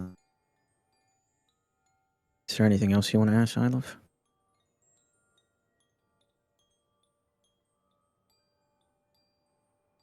Is there a way to contact you outside of my dreams, or is it just here? Even this is hard. Okay, I will respond when I can. that's fair. Thank you for responding. Thank you. I appreciate it and you helping me. Yes, thank you. I can tell that you're a being of infinite wisdom, so I have just one final question to ask you. Do you believe arson is a crime? Oh my god! Olive, it's question. important. Excellent question. It. I lift just face palms. Just like, dear fucking lord. I think it looks at you and goes, "What is arson?" It's the act of illegally burning down a building. I mean, doesn't everything burn in the end in this infinite Oh universe? my god. Have a great time. So how can that be a crime? Oh my god. Ilith thinks the legal definition of arson By at the this fucking at point, entropy. the burst of color has begun to fade back into darkness, and the entity is leaving. Valid. This is Marcus's world. We just live in it. I'm sorry, I had to. So fucking Staring down the embodiment of the heat death of the universe, and you ask it, is arson a crime? Yes, come Marcus. on, that's a perfect person to ask. Honestly, yeah. Thank you. And once it's gone, Ilith just kind of turns. Oh, sorry. No, that's fine. Go for it. One, Ilith turns to Marcus and goes, "You just asked the embodiment of the end of everything. Is arson a crime?" What else was I supposed to do? My first thought was suck its dick, but I don't think it has one. So your point stands. Listen, Unrelated. no one's gonna believe us anyways. Just let me have this. Yeah, okay. Next question. Do you think you could pull memory of right before this happened, just to see, because I can't really remember. Yeah, I can try. You mean when you were in the cave and everything? Yeah, when I was running in the tunnels with Javid, because I don't really remember what happened, and I want to see. Yeah, sure. I think Marcus wave of his hand, he summons up like a door in the blackness. Reaches out and opens it up and gestures Ilith to go inside to see if this is possible. Ilith will. I think I'll ask for another wisdom check, and I think I'm gonna have it be at disadvantage, just because of everything that just happened. Can I offer the help action with something? No. Ah, okay. I was gonna make the sound of his mother's anvil in the darkness or something. I think not for this. That's fine. I'm going to use my inspiration. Great idea. I rolled a 19 and a that. 4. God damn it. 7. I think coming off of, reliving the memory that you didn't remember of your time. Honestly, Ilith was actually kind of chill about it. It was more just like the existential. I think it's less that and more the idea of seeing this next one. Yeah, it's what I mean. What I was saying though was that, like, coming off of that, the then, like, oh god, I have to see this. I think you can still step into it if you would so choose, but I think both of you sense that like that the dream is like sort of destabilizing a bit from like Okay. Ilith's mental state going into all of this, encountering entropy itself, and then now having to relive Bro. this memory. All right. As Ilith's wingman, I think Ilith starts to step through, and Marcus puts his hand in the way. and on his chest to stop him if that's okay. Or if that's possible, DM. Um, Uh, like yeah, you can like put your hand on Isla's shoulder, put your hand out, and again, if you guys still want to step in, you can. But you said everything's breaking I apart, don't so. know. Yeah, I don't know if you're doing fantastic. I'm not. Yeah, I'm Ilev is seeing that. powering through, but not doing great. Yeah. All right. They're Marcus not puts his ready to hand out, remember that. and he's like, "Listen, Ilev, I think I'm gonna have to call Pineapple on this. We've seen a lot I- tonight. We can do this another time, you know." Yeah. All right. You just let me know when, but I think we've learned more tonight than what we were expecting. So let's take a breather, okay? Yeah. Another night. I'm not ready to see. I think Marcus opens up another door next to it. That you can hear the anvil, and you can see the light coming through. And he offers that up to you to lead back to the forge. Ilev's just kind of like, can I just go to bed, sleep? You can do that, or I can leave you with a nice dream. Let's do that. I don't trust my dreams right now.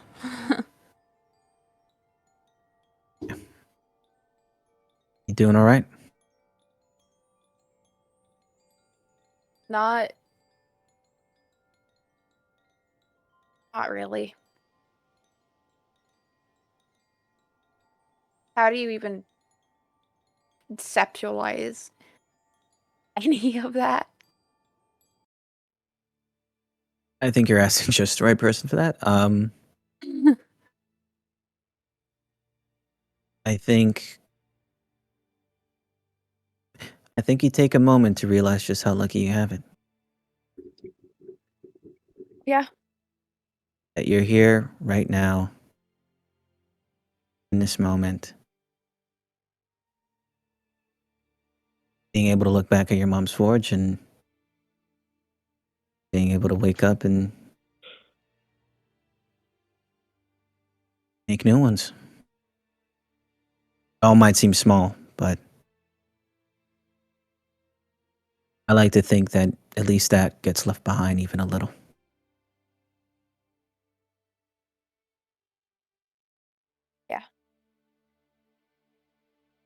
Thank you Oh, for yeah. helping me with this. No, I said I would. You could say that some of Blossom's rubbing up on me.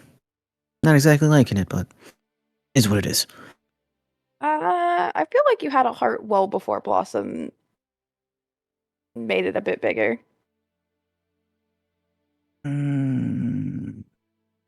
Neverwinter Court would tell you otherwise. Okay, But that's but besides the fuck. point. Okay, I may be a narc, but fuck the courts. It's whatever. You know, it's. Listen, just get some rest. We can look into that other thing another time once you're feeling a little better. But Marcus, I know I said that you're not a good man. And I stand by that because you don't need to be a good man to be a good person, and you are a good person. You are one of the best people I know.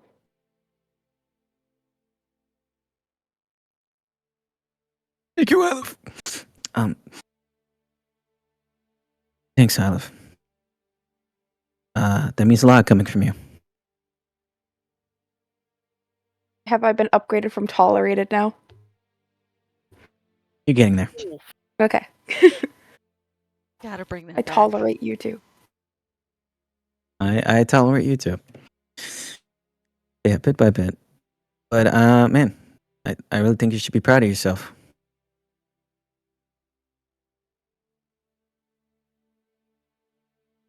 You weren't ready to see it then, but you saw it tonight.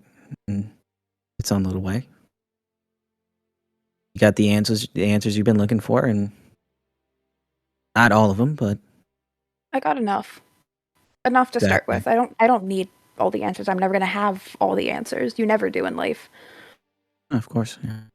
Sometimes the answer you want is gonna hurt you so much more than it's worth. You've gotten more than most, and I'll take that as a win. Yeah. I mean, now we have a starting point, right? Now Now we we know there's know- something to Yes. fix. Exactly. Now we know there's a solution. So, and we're gonna figure it out. Yeah. Yeah. Gives Aleph a quick little pats on the shoulder. Pulls After Marcus into a hug. Oh, all right. I never took you for a hugger, but I'm gives not a- one for physical I'm the second eldest of a family. I'm a hugger. gives him a hug back. But yeah, Pulls Have a Marcus good into a noogie. No. I was the second oldest. You should never trust my hugs. all right. But you have a nice night. And I think Marcus, the way he leaves is he goes out through the front door of the forge and waves goodbye. Leaving Iliff with a pleasant dream from childhood. You probably catch a glimpse as you're leaving of like Iliff kind of not like morphing, but like her like, fading into like the dream childhood. So you get to see little baby Iliff. Oh, Like And there Like, is 12-year-old Iliff. And there is, as the door is closing, the distant voice of Iliff's mom calling them.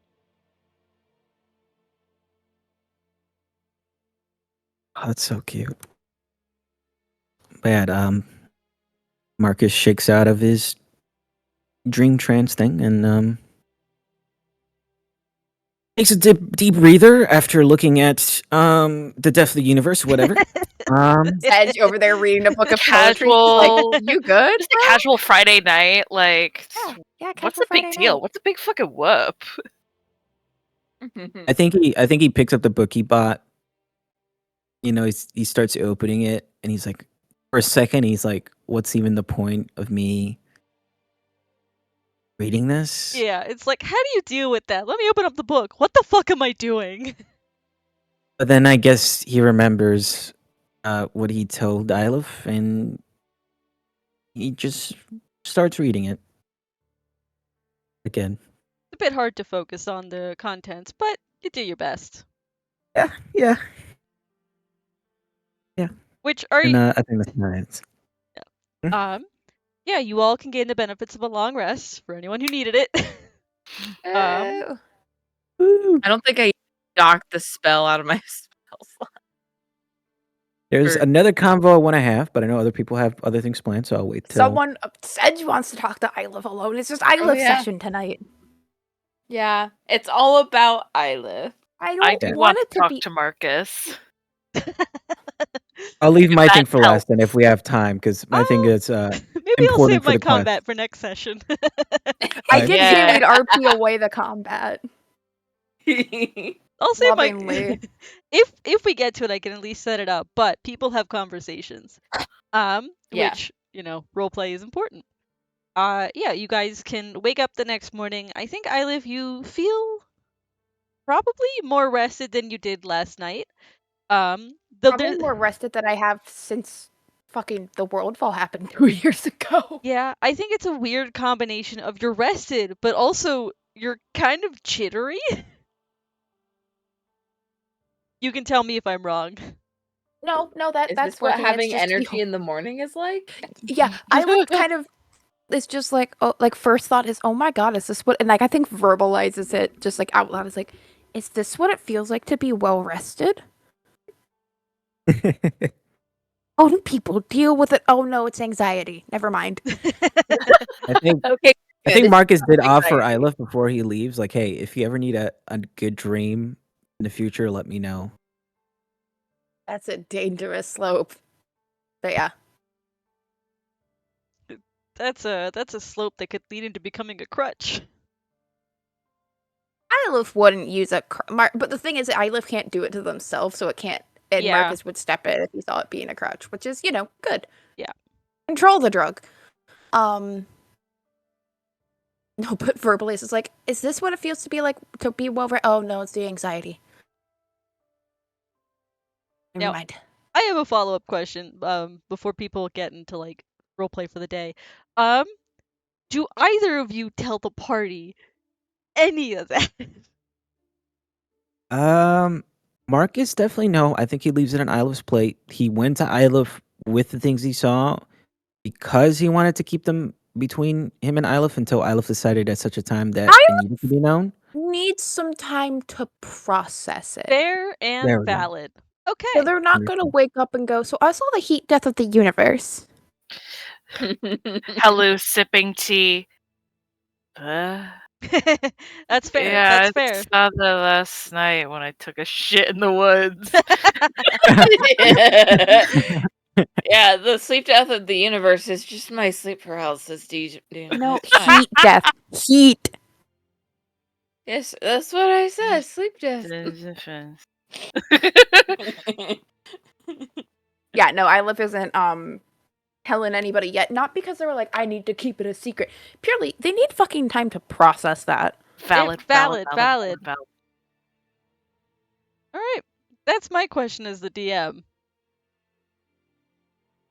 I think Blossom, she went to sleep seeing Marcus and Ilif talking. She's like, I'll do the thing I want to do in the morning. So I think earlier in the morning, like, I think she and Halu maybe start cooking up some travel food for breakfast. And when she sees Marcus wake up, Sorry, continue. I don't think Marcus went to bed. By the way, he wasn't sleeping when. At least when you saw him, Okay. he was already awake reading a book or something. Okay. Yeah, because she definitely slept the first 4 hours of the long rest or tranced the first 4 hours and then was awake, kind of keeping an eye on stuff with either whoever was up at the time.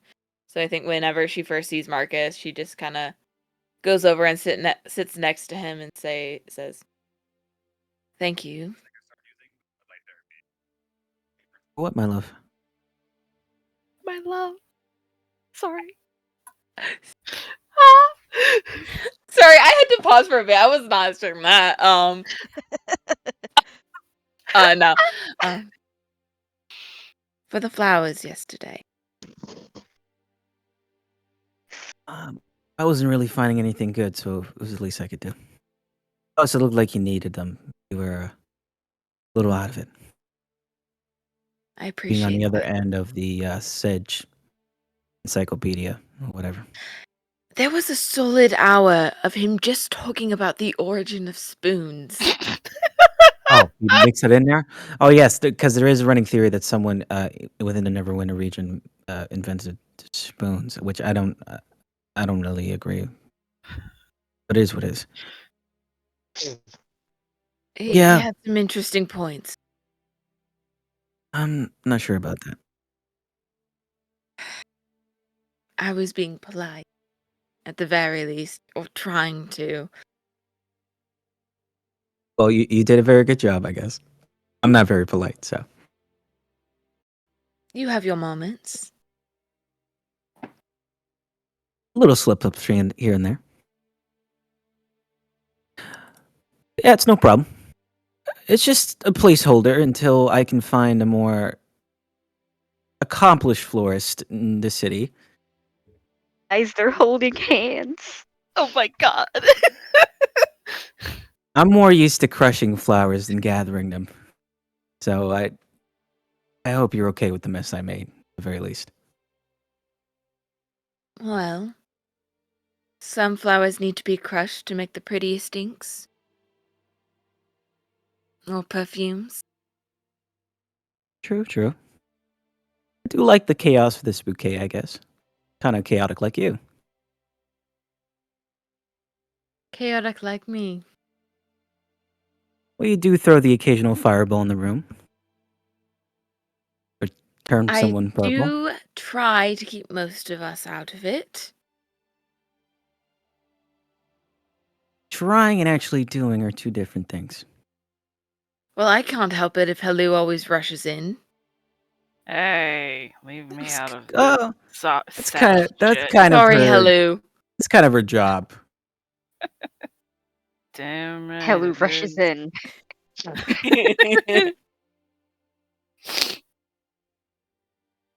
I'm happy you came over, because there is two things I have to bring up. I was planning to talk to Nick Bottom later tonight. All right.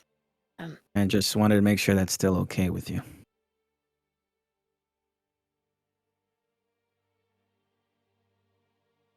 He's still so far away. Still doesn't seem real that we're going to meet him. Yeah, well, no guarantees, but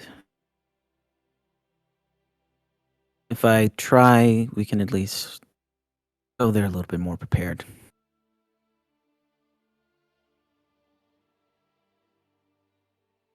But that is still okay with you, right? Yes, it is. You know, I had a thought. Did you want some of the letters he wrote? Maybe it would help if you pulled a line or two from them. It might help you prove that you I'm sorry.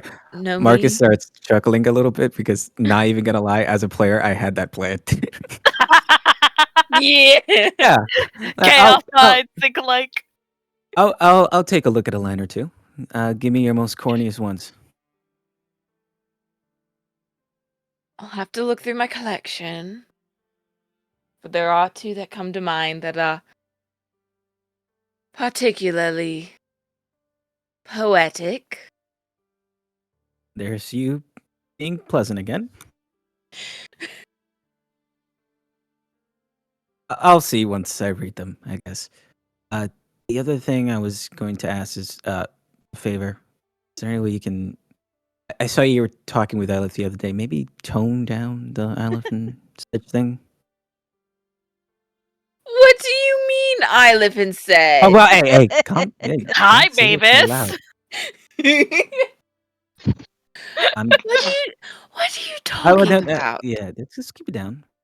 I'm saying that I'm sure you went over there to Goss and you were coming over there with the best of intentions, but I think you may be overlooking the fact that Aleph is still trying to deal with, the feelings that they had for their friend who they just found out is still alive, and it is who is in a complicated situation. So maybe the whole idea of another love interest isn't really on his mind.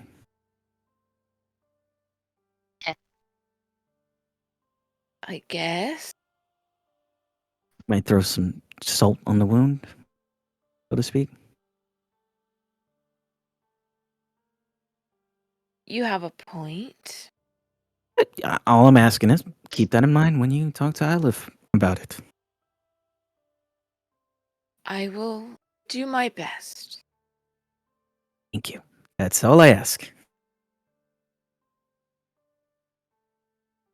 Yeah, So I that's think that you thing guys are saying this, and then Sedge is actually next to Aleph, like really close, and like their heads are bent down and they're talking about something and laughing, and you guys look over, and it's just like, But they're not even hiding it, Marcus.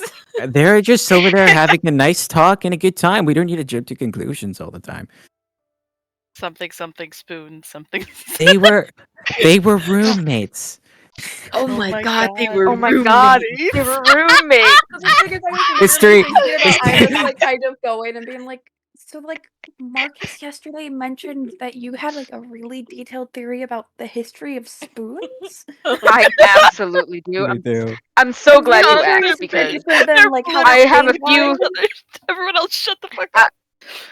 I have a few new theories. Oh? Since we've been out on the road, and I think I'm actually getting onto something here. Okay, And but like, I I'm just really want curious to how bounce different some they are between Feywild history of spoons and then Primaterial history of spoons. Do you think the spoons I came from the would love Feywild, nothing maybe? more. I would love nothing more than to hear the history of the Feywild spoons. I'm being completely serious. I would love to tell you it. Oh my, it's their love language. History will say they were best friends. Hello, 1,000-yard stare. See, they're doing a very platonic activity of discussing spoons. Who hasn't done that, right? I mean, their spoons are kind of like our dandelions. I don't know if that's a good comparison. It's all I could think of. I don't know. I think their spoon thing's a lot deeper, actually, in some weird way. Yes, think so. Yeah. Did you think about what I asked you the other day before we left the city? Yeah, of course. I think we just haven't had the time to talk about it. Maybe one of these nights. Right. Just come and find me when you're finished with one of your trances and we can talk. You should sleep more than you have. I'll be quite all right. I have a lot on my mind, a lot to do, so I'd rather keep myself busy. Just don't exhaust yourself. Yes. I think I've done all the exhausting. I've gotten all the exhausting out of the way over this past week, so I think I'm good to go for the rest of the year. Sort of lump sum.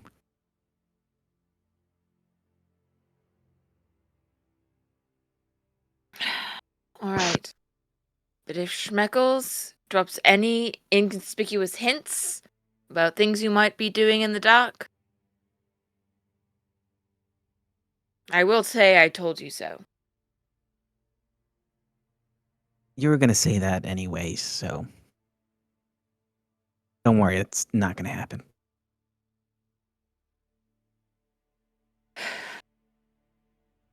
And you're being 100% honest. Yes, I'm done lying to you. I hope you can forgive me for all the lies I've told. Loving you wasn't one of them. I don't plan to lie again.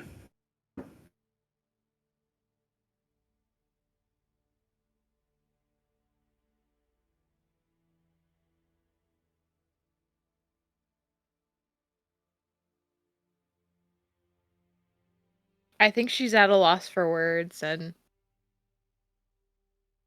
She doesn't know quite what to say.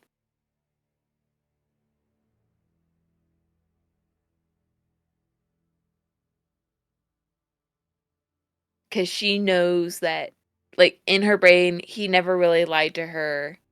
He just omitted certain truths. Right.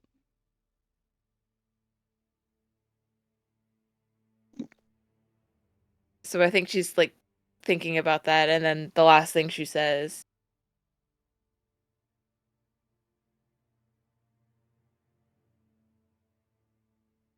you But yeah, don't need to that's ask for forgiveness for sins you haven't committed. my what's the word? My unwillingness to not make myself vulnerable has hurt you more than it should. I consider that lying in a way. Because I'm not showing you all I am. All I have been. So I do need your forgiveness for that. Even if I had the best of intentions when I was doing it, it pains me to see how much it has hurt you already. It's the kind of pain I have I've inflicted on others all my life. And seeing as how you're the most important person in my life right now, I think that I should make it my utmost duty to make sure that you never have to feel that pain again.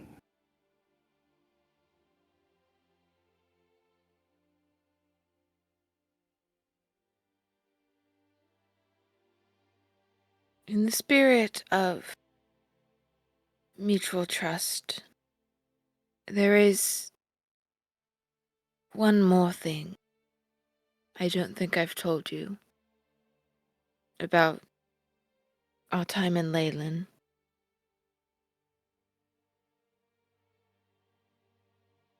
Does this relate to what you asked me the other day? Partially. And maybe we should leave it to when we have the chance to talk alone.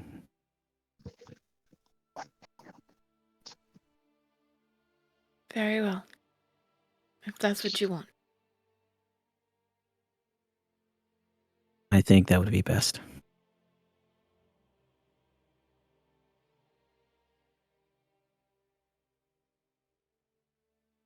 That's And- besides the point, though. If you can do me another favor, when you have the chance, can you walk over to those two over there and bring up the concept of a fapoon? Use that word exactly, fapoon. What is a fapoon? It's something I'm cooking up in my mind right now. It's a combination of a spoon and a fork. This is gonna I be feel so like funny. Spork would be a better term. Isla, who Oh, can jeez. read lips, just going, it's a spark! Aleph also thinks that. Aleph also thinks that, which is why I'm asking you to bring up the word fapoon. No, when you're Isla talking shouts about- from across the camp, it's a Uh, spork, you motherfucker! It's 8 a.m. Oh, okay. No, Uh, no, Isla I has think Marcus observance, is so they onto can read. something here. Oh, God. Yeah, Ain't no way. Hasselon, you Material Plane motherfucker. versus You Feywild. are a Let's go. whore. I am staying out of this. Sorry, You, but no, you no, are- all can drive what each other up a heathen was- wall with whatever the What fuck heathen this is. gods do you pray to say a fapoon is better than Spork? Thank you. I'm just saying there's some merit to the word. Am I the Papoon only sounds like adult in something this you- camp like right a now? sound. Papoon is a sound that something thrown makes. Spork is an item you eat things with. Clearly. No. What are you I even think I'm talking about? inclined to. I think I'm inclined to disagree. Spork does not make any sense. It just doesn't. You don't make any sense. All right, Marcus definitely whispers in Blossom's ear, a lover's quarrel. The first Wait, lover's he quarrel. whispers what? Ignore the. Oh, A lover. ignore that. To Blossom, to Blossom. You're not wrong. To Ilif and Sedge genuinely having a goddamn argument about this. It's evolved Oh, from funny. debate to full-blown argument. I feel like Sedge doesn't even feel like they're arguing. This is just like, no. like a Well, very like a- spirited debate for him. Yeah, Hold like, on. for There's a them, it's not an specific argument. meme I need to find. It's like it's not an it's like it's one of those things of Hmm. they turn it's like, why are you guys arguing? We're not arguing, we're debating. Can I Who use is better? prestidigitation to create a spork in my hand? Yeah. Yeah. Why the hell not? Is this what you mean by a fapoon, Marcus? Oh, yeah, that's it. There it is. This. A fapoon. Yes, it has at the very tip here. It has the little prongs of a fork for you to stab things, but it has the shape of a spoon for you to sip on some soup or something. I don't know. It is the businessman's utensil. Tripping out black.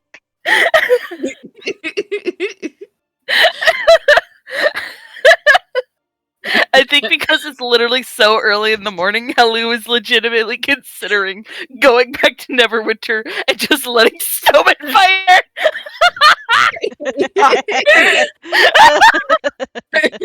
I don't blame her. Eventually, The only reason Iliv is doing this is because it's so early in the morning. See, Sedge is up and awake. He's like, I love having debates like these. Man. You brought up Eventually- spoons, I and get I'm to all talk in. about- You wanted I to have get with to talk Iliv, about the Sedge. history of spoons and have a debate. Boy, howdy. Blossom, I'm eating well today. I think if we were a utensil, Anyway, what were we you would saying, be a Ray? Fapoon. Holy Um, shit. I was gonna say, eventually you all get your stuff together. What were you saying though, Justin?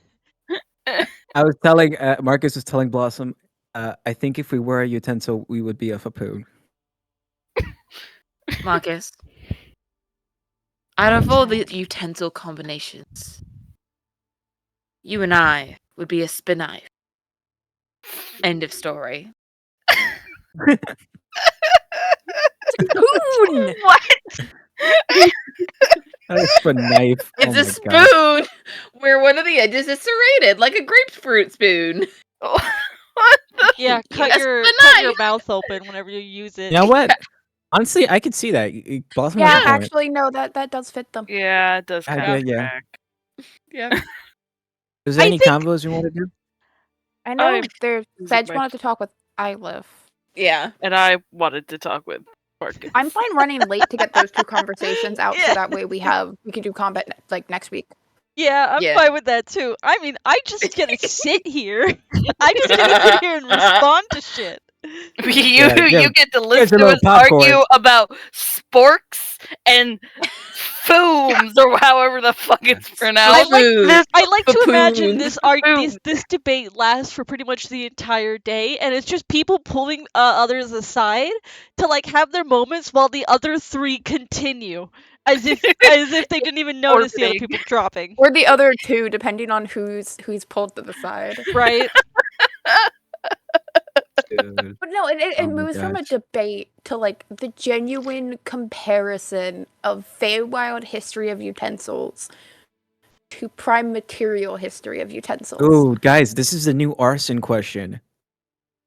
Are you in the Fapoon boat or in the Spork boat? Iliv will genuinely punch someone if they say Fapoon. And the I next Besides think, the but what party. about you? Yo, I can't wait to see the heat death of the universe again. I gotta ask him that. Oh my god. He didn't know You what just- arson do you was. say He's that out not- loud? We've seen the heat death of the universe memes. Hold on. Do you say that out loud? No, I say out of character, obviously. Okay. Yeah. Because I would laugh at I was the gonna out of say. context. Oh my god, I can't wait What? to ask the heat death of the universe. It would just be like, Marcus, are you okay? Like, yeah, you I'm cool. good, buddy? Slept. Yeah, I'll leave my thing for last so everybody can have their combos. Okay, who's going next? I think Please give me a break. I've had so much Iliv focus today. Hello, go forth. Oh god, okay. Yeah. I also have to pee, so this is a good break. Yeah. Oh my god, Pepper got arson. Shit. Okay. Oh god. Honestly, I didn't even think about the conversation. All I know is that I want to do it. Hello would pull Marcus aside if he's not asleep on Swifty. Is this happening during like a long rest or on the road? I think on the road. Alright. I think Hello would prefer it to a long rest, but because of how probably tired Marcus looks, she's like, No? Oh, yeah, Marcus if you looks did a long fine. rest, you'd be awake. Yeah, I'm he cool. looks. You stayed up all fucking night. He's cool. That's some sus fucking shit. Okay. If you prefer a long rest, you can do a long rest one instead. No, it honestly can happen whenever Hello just wants to apologize for snooping on Marcus's life before the party.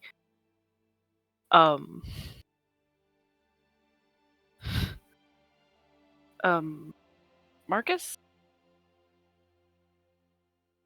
Oh yeah, what's up? I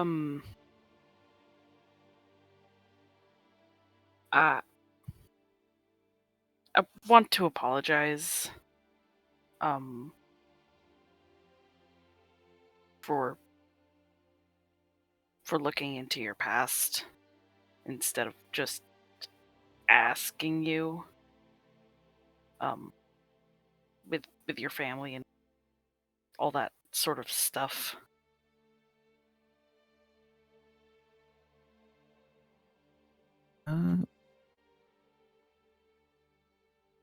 Not necessary. Hello, I understand.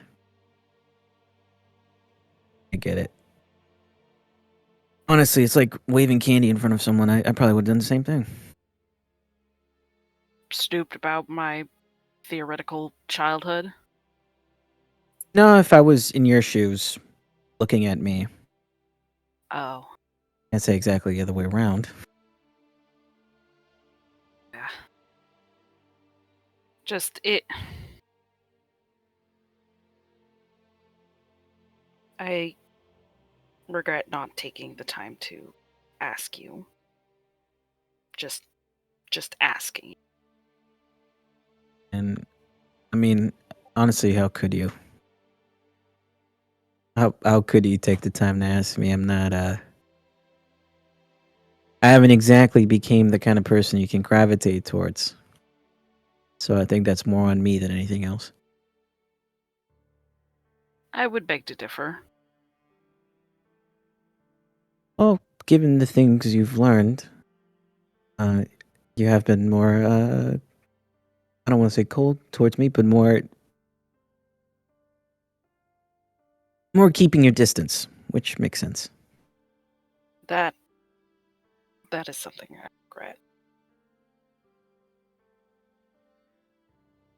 Because I really did stop being angry with you about the wanted poster, about that a long time ago. I just didn't know how to tell you, how to say those words. And I thought just ignoring it, things would go back to normal. I never expected you to know how to do any of that, Hello. I think sometimes you forget how young you are. Everything that happens, the that fault lies with me.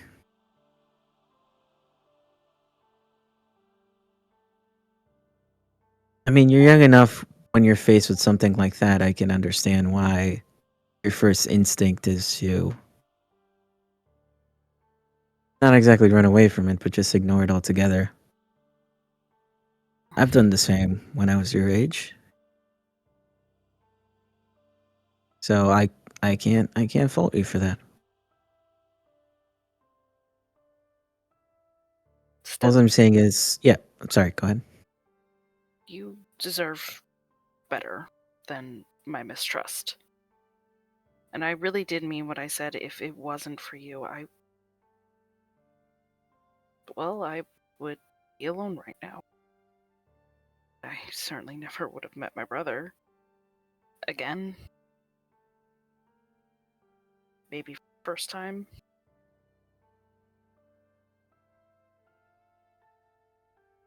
Thing is, Hello. Sorry, I'm interrupting. You're fine. I found a home with you. And with everyone here. That, is... You're important to me.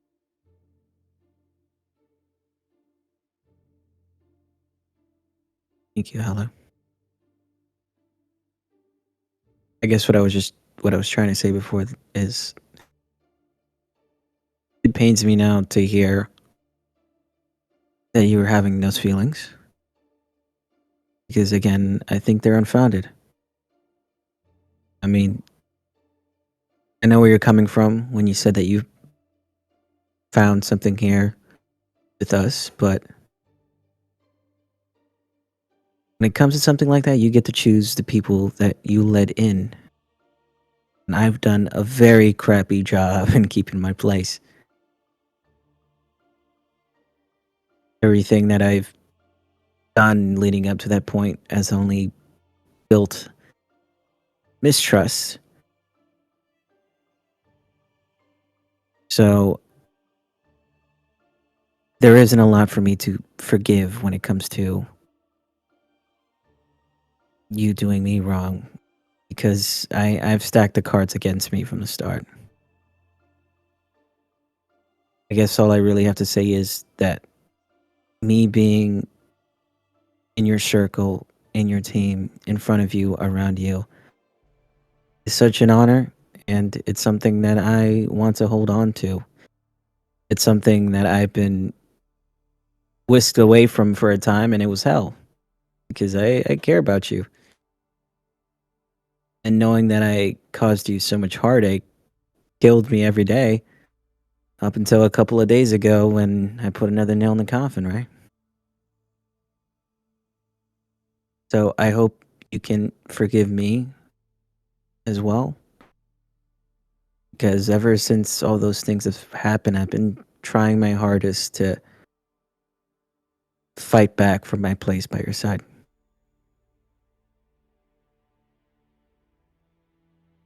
You have forgiveness, Marcus. And you have my trust. You've had it for a long time now. And you don't need to fight for a place by my side. Because you never lost it in the first place.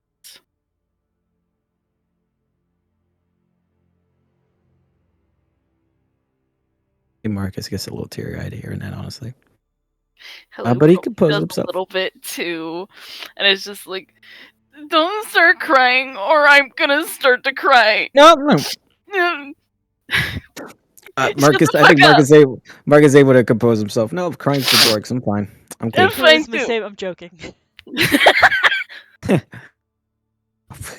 What? I wouldn't cry over that. You crazy? Me? No way. You? Maybe. As if. As if. Yeah, right. You cry over you? Never.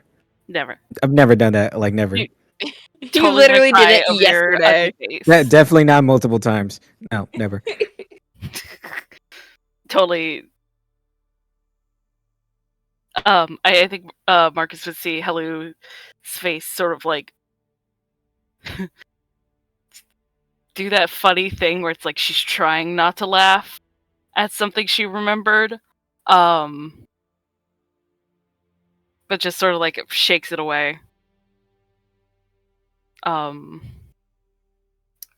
Yeah, I would never cry. Tears, never even heard of her. Totally different state. Country, definitely. Probably like across the world. I think Marcus gives Helu a hug for sure. Definitely. Helu absolutely returns that. Most definitely not because he doesn't want Helu seeing his face right now. Oh, Marcus, I just came back from washing your crying handkerchief. Got a little embroidered M on it. Marcus, Yes, 3. One for snot, one for crying, and one for tear. Or one for dust. Yeah, Helu, you don't have to give me anything, but I do ask if I do truly have your trust.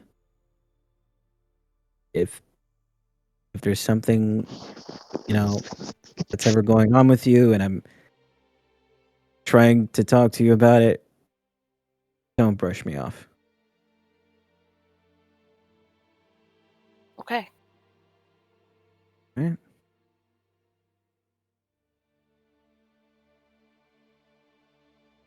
Shorty. And I think Helu would just like push his face away and just like, ugh, emotions. It probably like rides off to further add fuel to the fire. Now that she's awake, further add fuel to the Ylith and Sedge questionable debate of Fapoons and like sporks, and then probably just like goes to wander off. Marcus definitely takes out as Hella's walking away, takes out his spare crying handkerchief. Wipes away a dabble or two, perhaps. He's a And, soul, okay? I'll get away for this. Yes, for this, of course. Of course. And I love Who that for can't? You have a stone heart. If you're watching this, Look, if you didn't. emotions are hard. Sure. I like to yeah, you have I these say. you have these very touching moments. Meanwhile returning back to the debate happening. I think you probably turn back in time for Oscar, who this whole time has been like really enjoying the ability to actually spread his wings. So like will flit off to like catch a breeze or catch an updraft, comes back and goes, I have a suggestion. Mm-hmm. Haroon. That sounds like something someone would like yell at a drag, like a spell. Someone would yell at a dragon to make I their feel like you're voice summoning loud. something. Every time you ask for a utensil, you risk the chance of summoning something out there. Faroon! That would be perfect for Blossom then. She just Good- yells at I'm casting sorry. fireball. I mean, you Good basically point. do that anyways. I do it, but with much more class than shouting Faroon. It's kind of funny. You call I what you could do do it for while throwing my halberd. That'd be pretty funny. You could do it when you rage. I don't really get rage. It Okay, really okay, isn't the Okay, right well, word. not the rage, but you know what I mean. You know when the weird effect happens. I've seen I it. don't know. Yeah, I mean, I assume you have eyes. I feel like it's more. It's like Blossom's thing. Yeah, just smaller. I don't know. I get more of like a Shazao vibe. Perhaps a Shazam, if you will. Yeah, that's good. You guys can call your weird magical farts whatever you want, okay? Well, what do Hey. you call them, Marcus? I don't have weird magical farts. What are you talking about? Yeah, you do. It's not a lot, but you have them. We're they're more- before we get too off topic, was there one last conversations people wanted to have? I have Or is one, that yes, a but I'm not sure. all right? I know Sedge and I live. Do you want that today, or is that because there has been a lot of iLive stuff, like you said? I'm fine with it. Okay. Yeah, you guys can. If you want more roleplay during the travel, you can, or we can shuffle on as Oscar throws in his 2 cents to the debate, which wanders away into magical fart callouts. And then probably wanders back as Sedge is like, and another thing.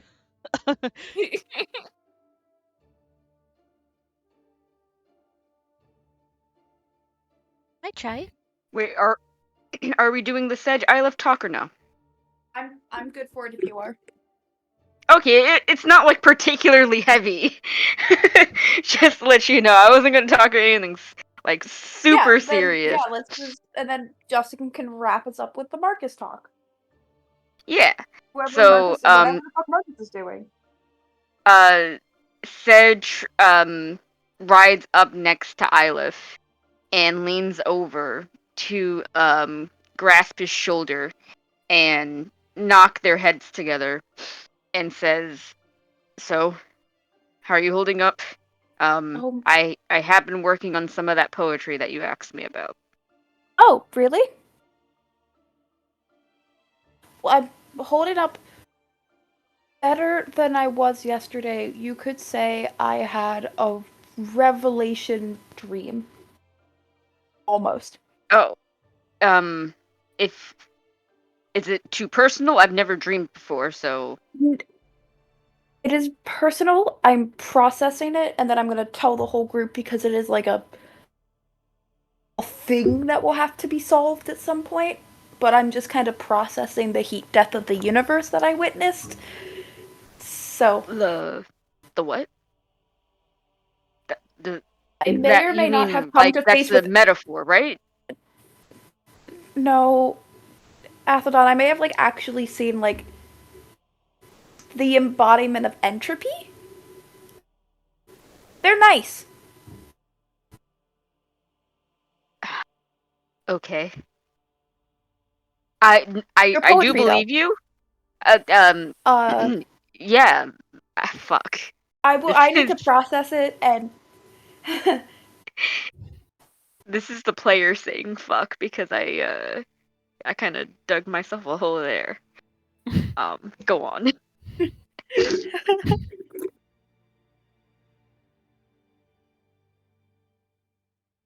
It's good that you're processing it. No one likes to have to immediately jump into explaining things without having to come to terms with it first, of course. yeah, and the nice thing Uh, is Marcus helped, so he'll also be able to help explain stuff whenever I get around to it. he is actually very good at helping. Um, Come to think of it, he's gotten all of us out of more sticky situations than we actually And know what got to do us with. equally into the same amount. That is true. He balances himself out. He does. He's definitely a incomparable part of this group. But if I'm gonna be honest, all of us are. We all contribute in our own little ways. Yeah, I can't imagine this group of people being anyone else or anyone different. Yeah, it'd be crazy if someone died and then like we had to replace them. No, no, just whacks Sedge across the head. Like That was no. mostly out of character, but yeah. Do you want to take a watch tonight to so I can hear your poetry and stuff? Unless you want the others to be able to overhear it too.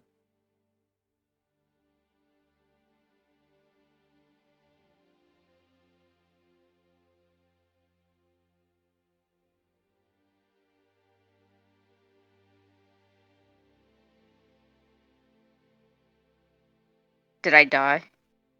No. No, we can still hear you. Oh. I mean, if you were saying anything after my, do you want to take a watch? I couldn't hear it, but I did. Oh, I just hear said the- I'm a. Oh my gosh, no, Dead. Again. Cut off. no, Not allowed. not allowed to be sweet. Denied gay rights.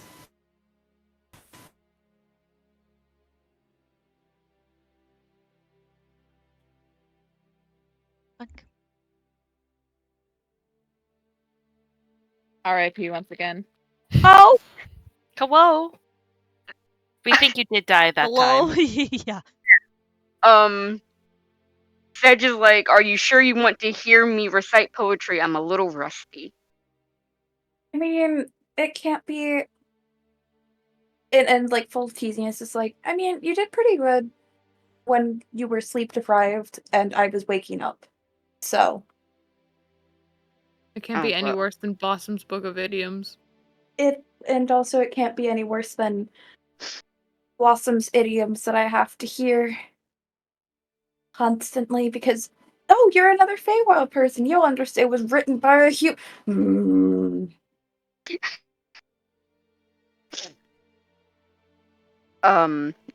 Well, if you're sure, I'd be more than happy to recite a few lines. I have something knocking around in my head. I'd love to. We'll take a watch tonight. So Yeah, we'll take a watch together. yeah.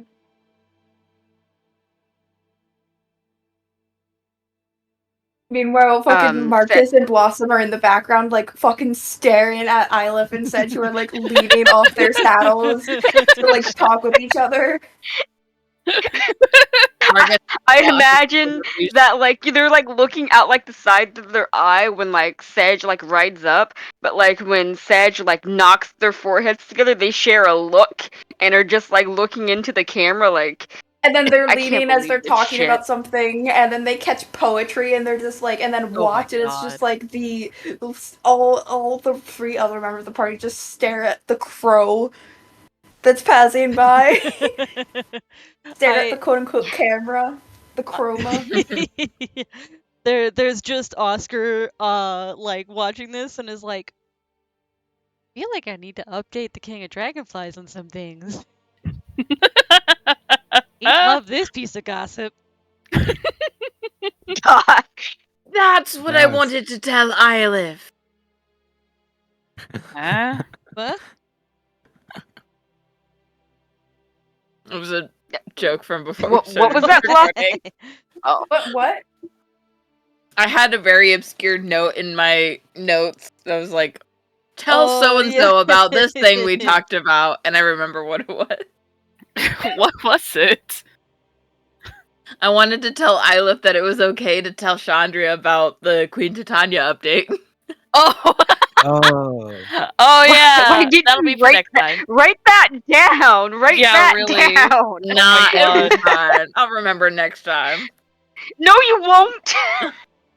Write that down right now, or else you will not remember. I You just remembered listen it to the session eventually. again, but you're not gonna fucking remember. Yeah.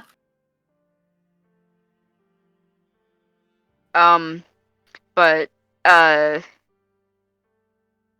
also Sedge is like not to veer off topic here, but I think the Dragon Mark is doing okay. Oh, that's good.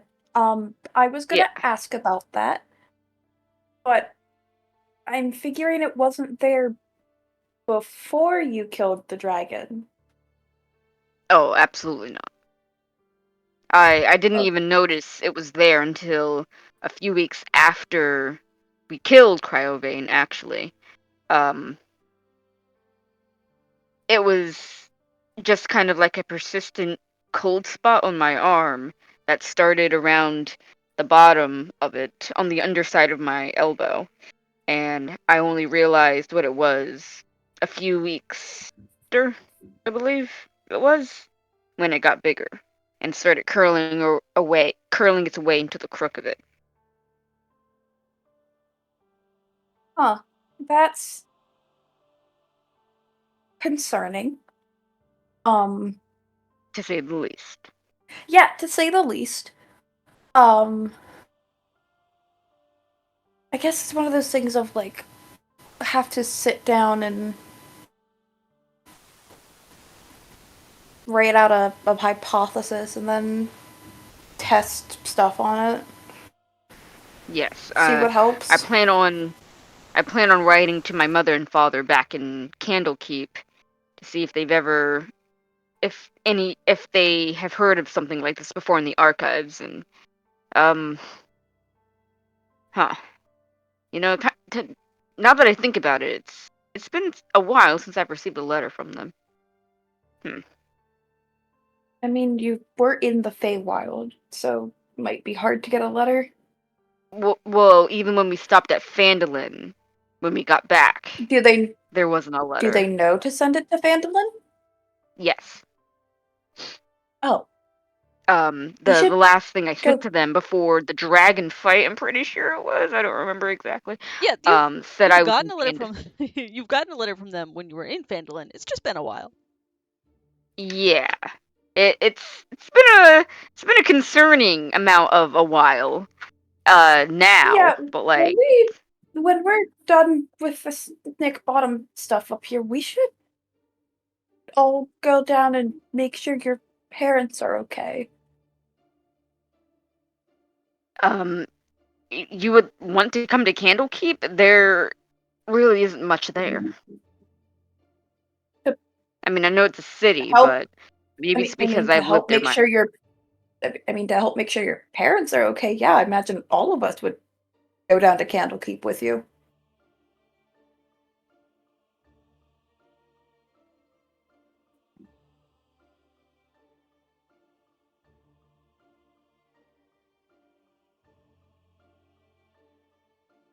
Oh God, genuine concern about his own things made sense. Go peaceful. I died. I died. Sedge error 404.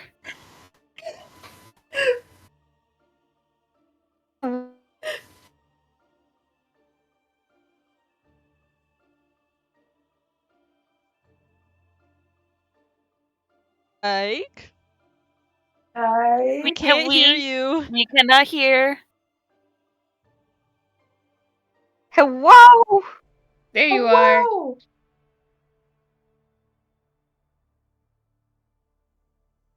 Hello. Hello. We can hear you. Whoa! Yes. Can y'all hear me? Yes, Yes? we can. Yes. I don't think he can hear us. I'm fucking dead. We can hear you. He Hello. can't I think- hear us. Okay, I think that was actually my internet this time. It wasn't like my phone. Hold on, let me just go switch to my data.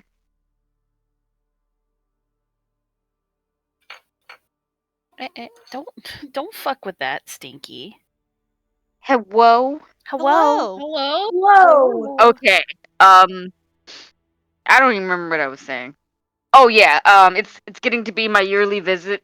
To visit my parents. So I guess a little group excursion wouldn't hurt. Yes. Who said that? Don't worry about Who it. who the hell wants to go to Candlekeep?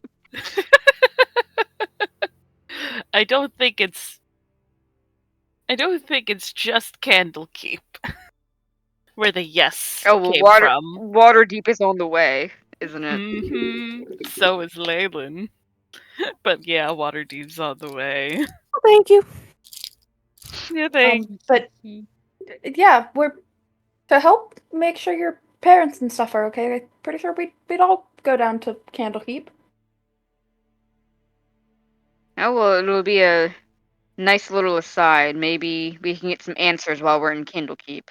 The Temple of Erithus has a wealth of knowledge within it.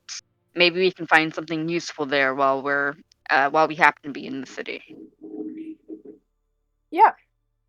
Maybe we can get a lead on the other crown bits too. Or the other crown bit. It's 3 pieces, Exactly right? what I. You guys never really told me anything. And Ilif says this a little louder for everyone here. You guys never really told me about the crown. Yes. So the Crown of shit, Neverwinter. right. We You know, I have one kind of piece. forgot about that. We frequently forget that we have it. We have One Piece, as it was in the Icespire Keep up One on Piece? Icespire Peak. Yeah. Hello's just like, Um, hold on, I have it in here somewhere. It's just like fishing around in her bag. Where the fuck? I thought I put it in here. Oh, found it. Here it is. It's like bad luck or shit. I don't know. and Throw it then back we in her bag. believe You're carrying then- around a walking piece of bad luck. Supposedly, but you know that's more like Have you seen conjecture. the shit that's been happening around us? It's probably just conjecture. I don't want to think about it potentially actually being cursed. and we won't. And Nick Bottom, as you're well aware, supposedly has another piece because Queen Titania perhaps entrusted it to Ard him. glare to. And then the third piece is also missing. But we do believe that Pell is the long lost king of Neverwinter from the line of Alagondars. I got that right? Sorry, repeat that. Like I said Pell is the long lost king of Neverwinter, as he's the The last in the last Alabama line. yeah, Yeah, that's what I said. correct. Okay, perfect. So there's that, and I have no idea how we're going to get Pell on the throne, or if he ever wants to Murder. ascend the throne, but once we have the pieces of the crown and it's confirmed that he is in fact the rightful heir, I can't imagine the political dissent that will be happening in Neverwinter. We'll just solve it with murder. That is an option. I'm sure Selma would love to. I hate Selma. I do too. I have no good reason to. I just don't like her. It's probably instinctual. Something I about her just- doesn't seem right to Huh? you, and as a It result, doesn't. your gut is telling you that you can't trust her. Literally, I walked out, took a look at her, and just no, did not like her. Do not like her. Have not liked her. Will not like her.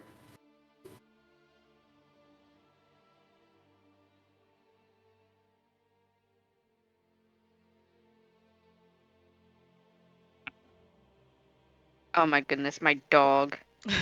She's barking up a goddamn storm. I think But she I'm- got scared. Oh no. But I'm good for like that ad-lib and sense because we could easily ad-lib add into Yeah. an item.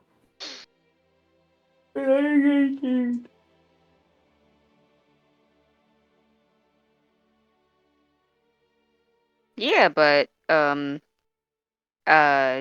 than that, I have nothing else to talk about.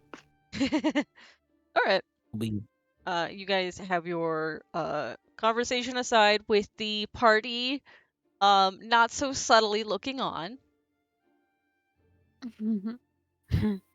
But eventually, I imagine at some point, you all reconvene, and This is just the party.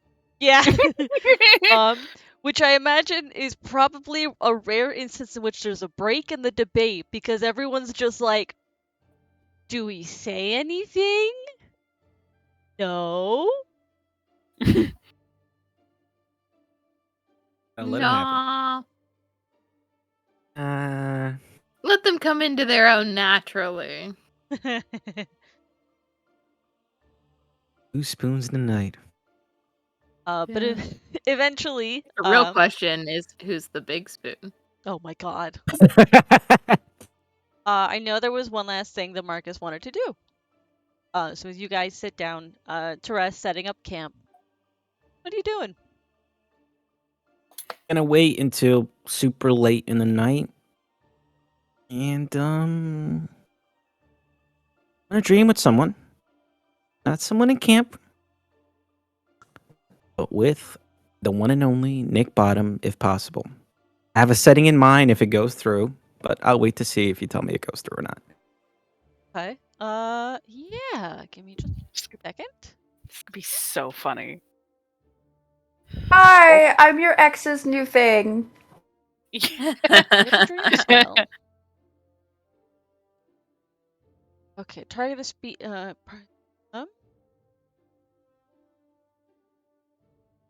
He has to be asleep if possible. Because I I'm imagine really Bottom worried. asleep? that's a good question. Let me do a roll. Well, fingers crossed, everybody. Cross your fingers. It's be such a funny conversation. Let's see. How am I gonna do this?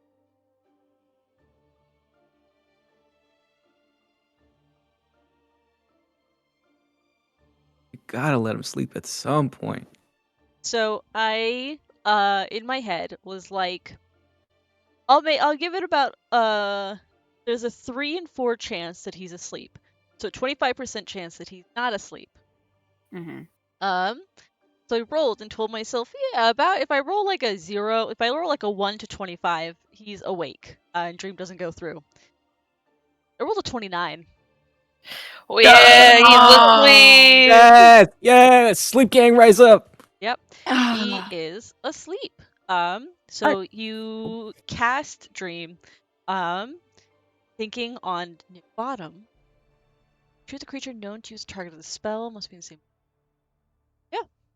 Alright. Fall into the trance. Tell me what happens. All right. I didn't want to approach him right away. I actually have a setting in mind. You know, kind of like when you're dreaming and you notice and you know what's going on, kind of deal. Yeah. Where I think this is a little bit different than my usual settings. I think this is actually happening in almost. Man, I wish I knew a place where Blossom and Nick would have. You know, let's say a random cafe in the Feywild, right? One of the ones that we visited in Okay. a cafe. You know, there's people at tables, people making orders. I think Marcus is off in the back, newspaper covering his face a little bit, and I think Nick comes from the dream, like almost entering the space. Right. And the way I imagine it is, he observes him for a time, looking around, getting his bearings, and the way that the way Marcus wants to coast him over, is by almost making like a scent trail of that smell on those letters. Interesting. Okay. Yes. And see if he comes to him, kind of thing. But also just observing how Nick acts in the space. Yeah, it's you set up this dream space, putting yourself in the corner, and the door opens and Nick walks in, and seems to be a little confused as he's just looking around, because if this is a cafe in the Feywild, there's a lot more Fey population here. There might be a pixie flying around, a ladrin, and other common residents of the Fae that may not be as common in the Prime Material. So he's looking around, very confused, like watches a pixie fly past him. Okay. A quick question: how handsome is this guy actually?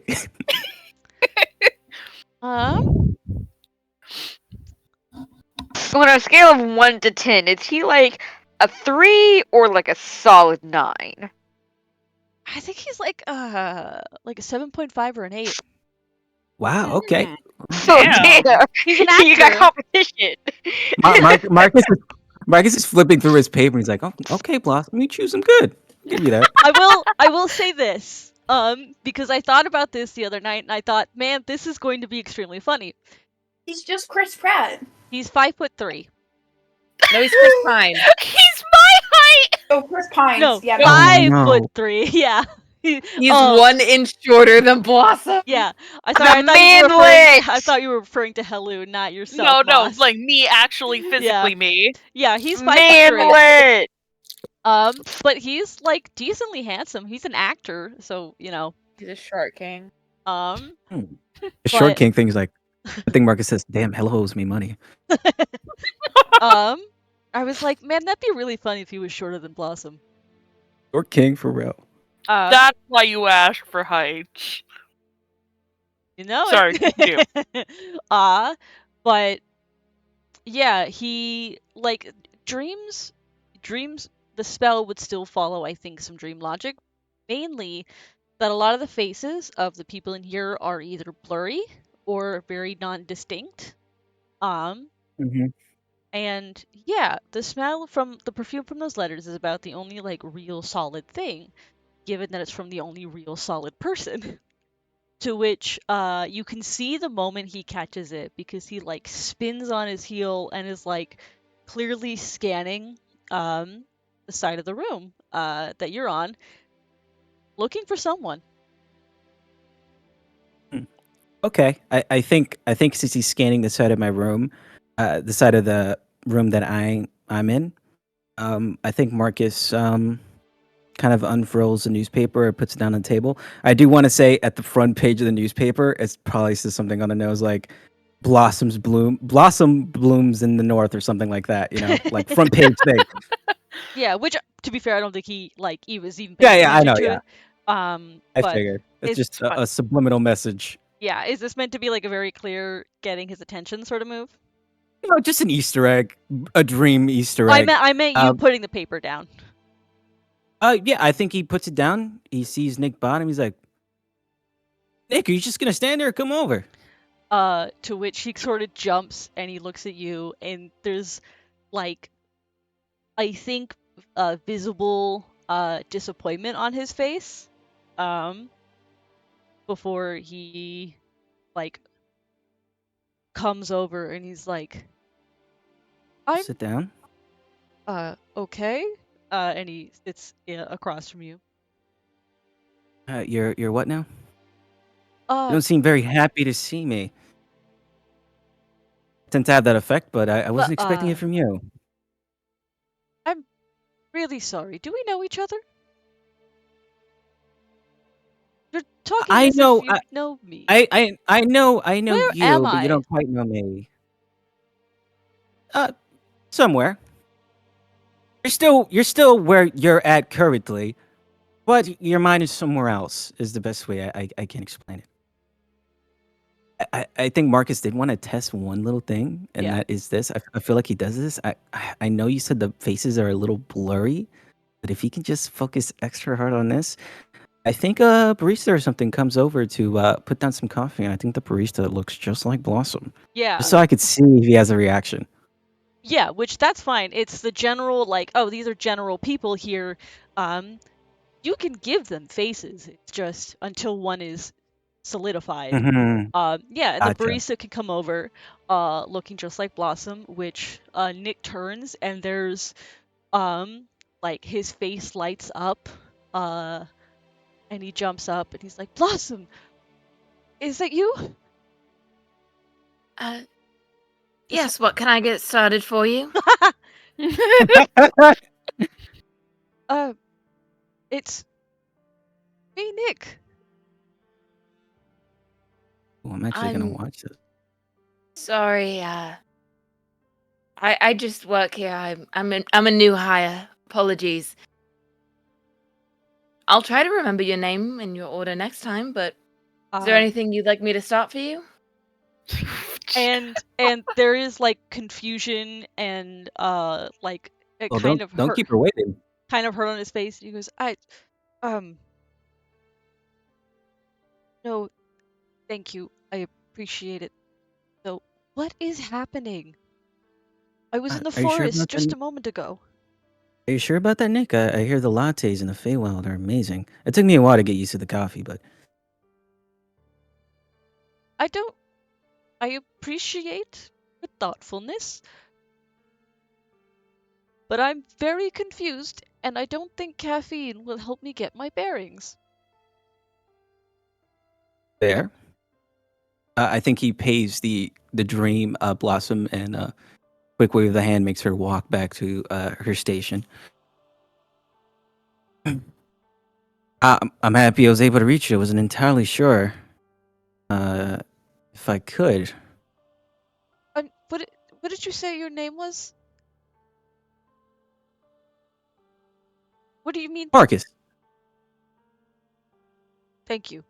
Marcus? Marcus Blackblood, Warlock of Stars. Nice to meet you. Wonderful to meet you, Marcus Blackblood. You seem to know my name, but I will introduce myself anyways. Nick Bottom, member of the, what was our troop? Oh, do I know the name of his troop? I don't know if you do. Hmm. But he does seem to be, like, actually struggling to remember it. Oh, well, don't hurt yourself too much there. That doesn't really matter that much. What do you mean by reach me? I mean, being able to talk to you right here, right now. Yeah, I mean, it's nice to meet you as well, but I've been meaning to meet you for a while. No, not that much about you, but probably more than most people. If anything, I'm a fan of your work. I think Marcus reaches into his coat and takes out a bundle of letters and opens up one of them and starts reciting one of the corniest fucking lines. I don't know what the line would be, but How do you have that? Have you done something to Blossom? Is that why I haven't heard anything from her?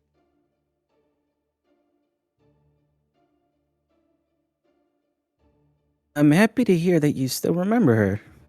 Wasn't quite sure if that was going to be the case. Of course I do. How do you know her? Oh. How do you have those letters? I'm traveling with her. Me and my friends. We were actually looking for you. Or we're on the way to, at the very least. Make a persuasion check. No, you Not. see, Marcus actually says, I'm fucking her now. I don't want to. You know what? We gotta save this guy. You're antagonizing him so much. I've done it enough. 16 plus 9, 24. Okay, yeah, he like seems to sit back and he goes, "Oh, all right. Is she safe? Is she okay?" Oh yeah, she's doing very well, all things considered. What's the best way of explaining this? She doesn't quite remember her memories, so I was kind of hoping, I help you, you help me. In that regard, Oh, all she had was your letters. she didn't have her memory. She didn't amnesia? Yes, I think that's the best way of explaining it. Okay, well, that would explain some things. All right. But she has been looking for you. It wasn't until recently that we have an inkling of an idea of where you might be. Um, and obviously, more information is better. That's why I'm here talking to you now. To hopefully get some more information in order for us to hunt you Right. down. Of course. Anything to help me out of the predicament I'm in. And anything to see Blossom Here. again. It comes sooner than you think. But what From, can from what what can I help with? anything, really. Just me knowing anything about your situation. How you know Blossom, maybe. Well, those are very different questions. Which one do you want me to start with? Let's see. This second one. She doesn't quite remember who she is entirely, so if you can help fill in the blanks, that would be help. All right. I don't know how much help I'll be. I'll be honest, I never really told me much about herself. But we were putting on a show, somewhere along the Sword Coast. The details of which city are a little fuzzy. Um, but she was in the audience that day. She stood out. I think she called it her spring. Spring form? Yes, she stood out. I thought she was beautiful. Um, and approached me after the show, striking up a conversation. I thought she was a fan at first, but the more we spoke, the more um the more I grew to enjoy her company. I guess I hope the more you enjoy mine. Okay. And how long did you know Blossom exactly? Um, it was 2, 3, 4 years. Wow. Quite a bit of time. Well, we weren't. There was a period of times where she would be away, um, and then she would come and visit me for a time. She was very secretive about uh, where she was during those times, but I trusted her. She um, seemed very sincere. Um, and while she was away, we sent letters to each other. using what are those little creatures called? Little pseudo dragon. Was it pseudo? They had butterfly wings. Ah, damn. Do I know the name of these things? That's a fairy dragon. Fairy dragon. Fairy dragon. There's a Fairy difference dragon. between Sorry. fairy and pseudo dragons. My bad. All good? Oh, you mean a fairy dragon? I'm familiar with them. Yes, that's it. We would pass letters using a fairy dragon. And that's how we stayed in contact for much of the time that she wasn't there. And then she traveled around a lot. I'm not quite sure how she found me all those times, but a few months like clockwork, she was at another show. Pretty persistent then, huh? You must be quite a catch, Nick. Well, I'll admit I'm vain enough to think that I think I would be. Gonna have to be vain in my line of work. Understandable. Is there anything else you can tell me about Blossom? Anything she would want to know?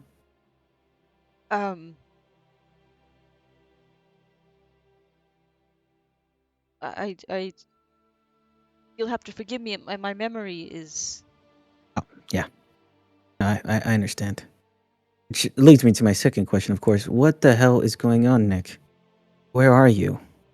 I wish I could tell you. You have to understand, this is the most myself I've felt in months. My troop and I were traveling north. And we ran into some women on the side of the road who claimed they needed help. We helped them. Of course we did. Women, was it two? Just two? No, there was 3, I think. Ooh. And then afterwards, it was late and we offered to put on a show. We were rehearsing our next one. Figured why not? I don't remember how that rehearsal ended. See. Since then, I remembered that we were in the forest, and I remember I'm so tired. My feet are so sore. My voice is raw. I haven't been able to rest properly in months. Sounds like they're really working you dry, huh, Nick? I don't know. But I do remember that one of the women left, so there's only 2 now. I see. And do the women still look the same to you? Yes, no. Sometimes I think I see something else, but then it all gets hazy. DM, quick question. I'm not sure if this is going to be possible. I do have the tech thoughts, but obviously I'm not physically near Nick Bottom. I think it says target that you can see. I see him here in his space, but I'm not sure if I have to be seeing his physical body or me just talking to. Think, I'll leave it up to you. Whatever you I think. think in this instance, no. This is it's a weird interaction. I only allow it for the party because usually their sleeping form is right there. Nope. Yeah. I totally get it. I would be amiss if I didn't ask. Yeah. I didn't try it. What can you tell me anything else about your day to day there? It's all a blur. I wake up. My troop is there.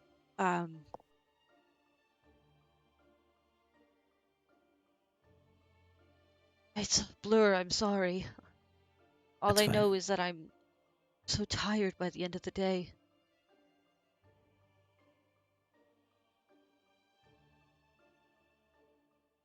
Is there anything you can tell me? I know you said you're in the forest. Do you see any landmarks? Ah, Anything at all? no, it's just a forest clearing.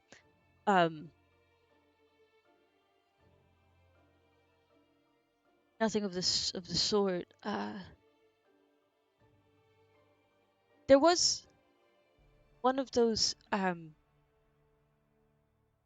think there was one of those fairy dragons that appeared briefly. Uh, Oh, but that was was one of ours. really Yes. good. One of our first attempts at trying to find out where you were or to get a message out to you until now we have something as a little bit more refined. Like now. Good. It's wonderful to hear. You have no idea how much that fills me with relief. Like I said, we've been trying our best. It wasn't until recently that we actually have somewhere to actually head towards. At least, as far as I'm told, last known location. Yes, we're headed to White Sparrow, I think was a town. Remember your Harper days? Do you know what you were doing there? We were sent there. There was something. Let's see. Something with the water there. The townsfolk suddenly had trouble getting water. We were sent to investigate why and see if we could help. But we never got there. I can see that. What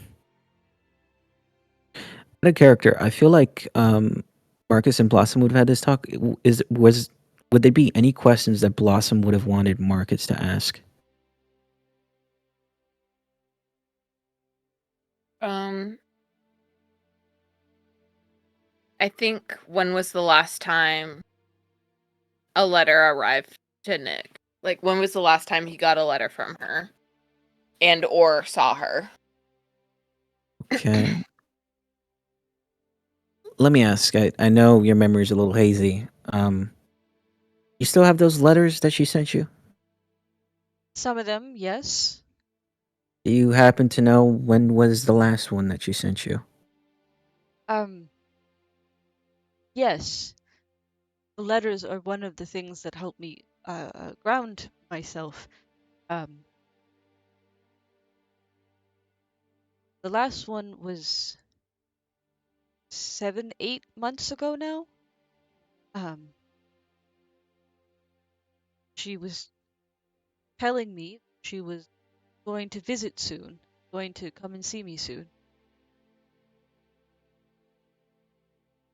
That the next letter I would See. get would be in person. She never appeared. Oh, now you know why. Um, do you remember at all when's the last time you actually physically saw her?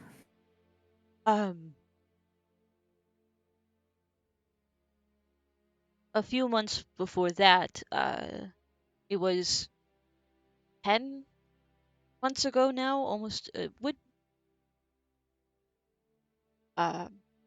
almost a year. Okay. All right, good to know. Any other questions, Kate? I don't think so. Oh, where did they last? Oh, okay. I know you mentioned that she tend to pop up at your shows, but where was the last place that you guys, met in person? We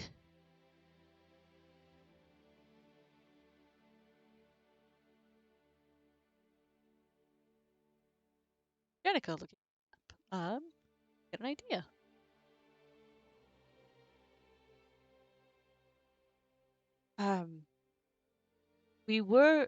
I was in Neverwinter. I got her last letter. The last Okay. where I think I was in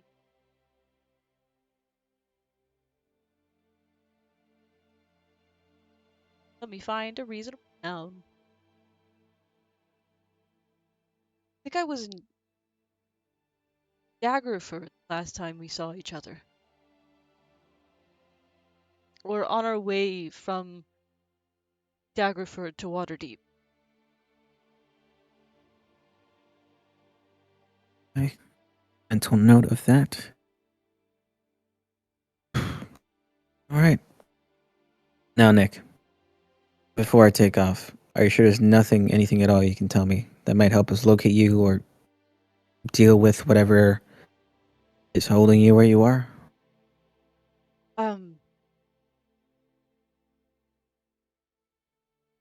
No, except maybe. I think they're talking about opening night. So whatever it is that they have planned, I think it'll happen soon. Opening night. Are they excited about this opening night? They seem to be, yes. Interesting. Well, I think we're gonna stage our own little opening night. And soon, Nick, so keep your eyes open. I will, thank you. And please, How often do you sleep? they do. I sleep every night, but I'd be lucky if I catch a full night's sleep. It's a handful of hours at best. Marcus starts finishing up his dream coffee. Well, I'll visit you again then. All I need you to do is stay vigilant. Try to get as much information as you can, so when I come to visit you again, you can try to give us a little more. The more you give us, the more likely we can find you, Nick, and get you out of there. Thank you. And I know I've asked this, but she is safe, right? She's okay? Yeah, she's quite all right. I think she's off meditating in a corner somewhere right now. Good. Good, good. Thank you. Yeah, she's been traveling around in her state for about a little over half a year now, but somehow she stayed out of trouble. Good. She always seemed like the type to attract trouble. Oh, yeah, most definitely. Speaking of which, has she always had that weird thing with her magic? What weird thing? You know, she cast a spell or two, and the next thing you know, your buddy's like a flower pot or something. Wild magic. No, I don't recall it ever happening. Interesting. Did she ever use magic? Is the real question. Yeah, well, I'm guessing she's always been magical as long as you've known her, right?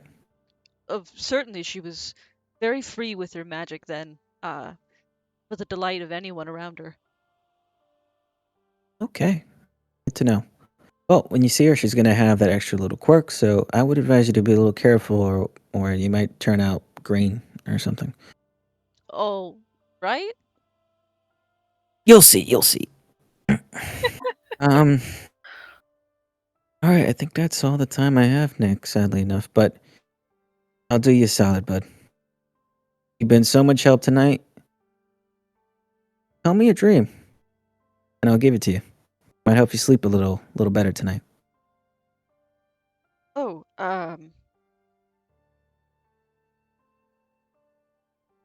there's a park in Waterdeep that is some druid or wizard enchanted the flowers, the trees there to be in bloom uh constantly. Makes for a great romantic spot if you know what I mean. Marcus kind of winces. Mm. I think a dream of something like that would be the best. Good thing. Close your eyes. He does. And I think he just kind of feels a breeze on him, and when he opens up his eyes, Marcus is gone, and he's in this garden now. And you leave him with a very pleasant dream of a date he once had with, probably Blossom. Yep. Not feeling great about giving that dream, but we gotta have him. We gotta have him in high spirits. You're the Yeah. one. You're the one who came in here bringing up Blossom. Yeah. Yeah, you didn't have to mention her, but You Listen, didn't have to make the fake barista look like her. the yeah, reason I did that, I was gotta testing get him out. in the mood. Because for all we know, maybe he doesn't remember either. So if I make a fake Blossom and he doesn't recognize her, either we No, know I- he does remember, or the effects of his magic are like. So that was my line of thinking. No, I absolutely get that. I knew Yeah. exactly where you were going. But All right, okay. Like now you got him all hot and bothered. No, definitely. damn. Oh my god. Can I actually observe Nick Bottom for like 2 seconds, see how he reacts in the garden? I think there's just a Starts look. taking his clothes off. Oh my god. No, there's just a moment of like, Mm.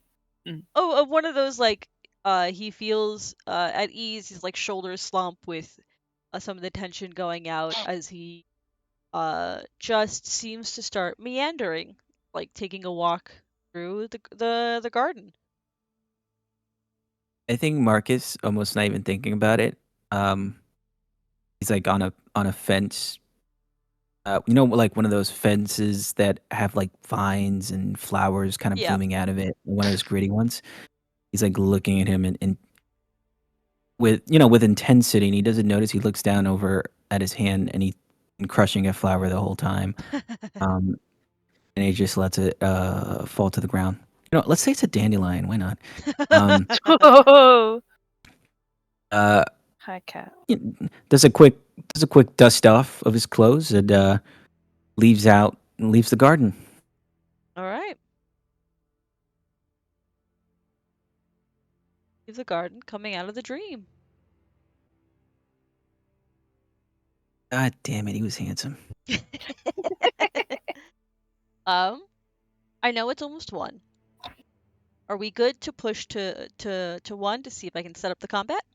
Yeah, Sure. why not? Yeah, I'll have to hop off right after because I have Yeah. work at 9. Cool. Yeah, I'll try and make it quick.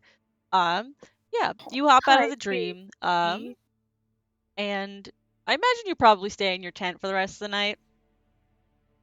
Yeah, he tries to keep himself busy, read his book, mess with his flask, but he's just way too distracted right now, I think. Yeah. I think Blossom 'cause- definitely checks in around midnight.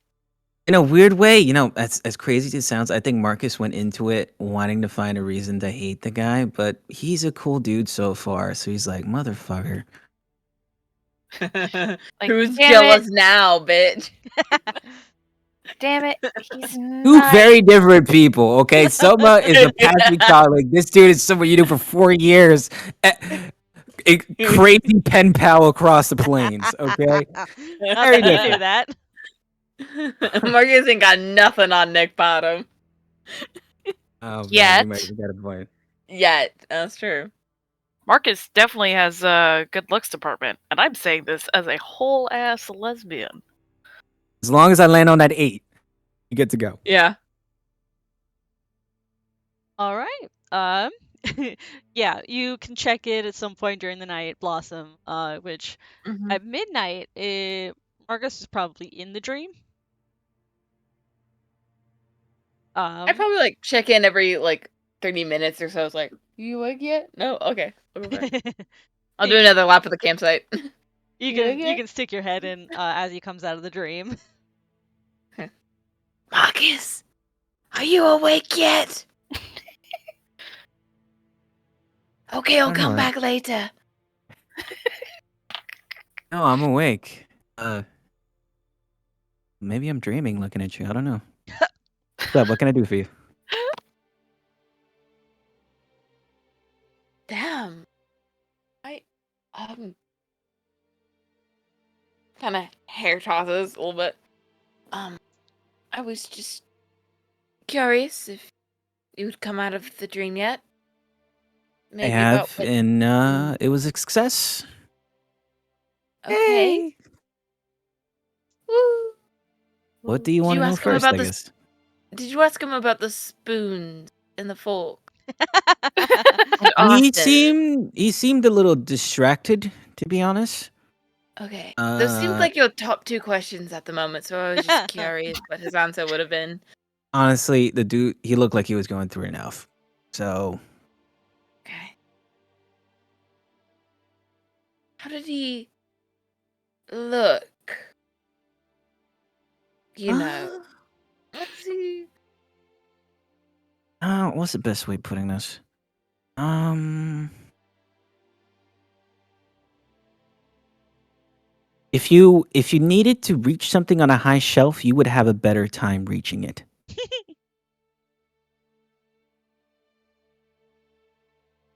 Besides that, So, though, he was a very handsome man. I gotta say, you pick him well. Definitely got an upgrade this time, but you got a nice track record. well, it's I needed someone to grab things off the high shelf. I didn't quite do that before, but I've had a growth spurt, so I'm here for that. But yeah, he was a pretty nice looking dude. I guess he wouldn't go very far in his profession if he wasn't. And does he remember me at all? Yes, he does. I did something a little mean. I actually tested that theory. I made you look like a barista. I say that's mean because I really don't think you know how to brew coffee. You made me a service worker. You made me work in customer service. Yeah, you were simply passing by, so he can get a glance at you, and I could test to see if he knew you, and he did. He was quite flustered when he saw you. Happy at first, but then sad after he found out that you were just there to give him his coffee. I'm sure that's how most service workers feel.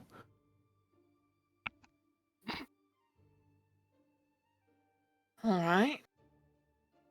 He wanted to know how you were doing, where you were, if I knew you.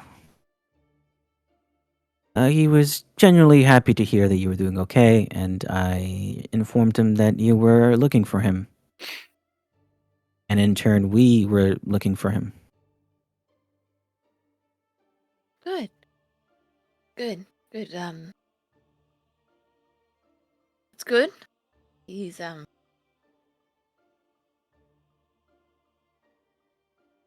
right. He said that your last letter was sent out about between 8 to 10 months ago. So, it might help with your timeline. That sort That of lines up with Mm. when I ended up here. that you both knew each other for 3 to 4 years. You would pop by infrequently. I'm guessing from the Feywild. 4 years. It's quite a bit of time, yeah. Very surprising. I thought you would have run him off by then.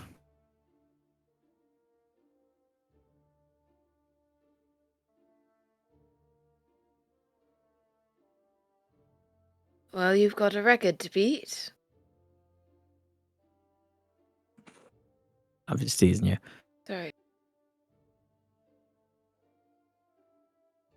But yeah, that's more or less what I learned. He's in a bit of a sticky situation. Doesn't quite remember everything going on around him. But I think once we find him and shake him out of that funk, you might be able to get more answers out of him. See if I can even bring myself to speak to him.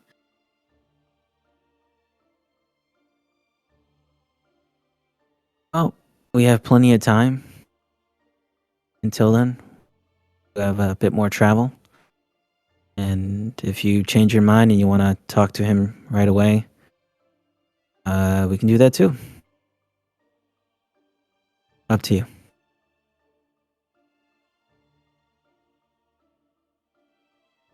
Yeah, it was quite surprising to hear how long you both knew each other. For him, it's like picking up where we left off. Just a few months late, possibly. For me, it's... He's a stranger. He's a fictional character in a collection of letters.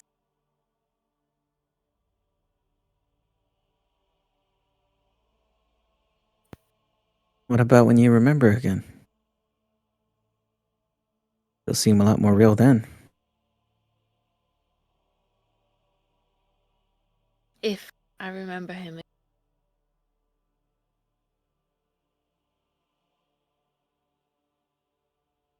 Yeah, if. Guess we'll just have to wait and see. Right. But yeah, I told him I would visit him again over the next coming days, just in case we can get some more information from him. So if there's anything you want me to ask him, you can just let me know. I'll write you a list if I think of anything else. Thank Will you. do. Marcus. No, not a problem. Us helping him is us helping you. So I wouldn't be doing anything else besides this. So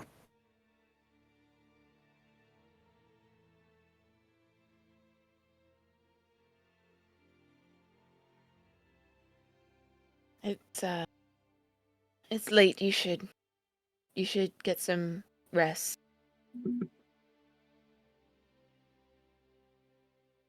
try to in the few. I think I just want to keep myself busy for a little while longer.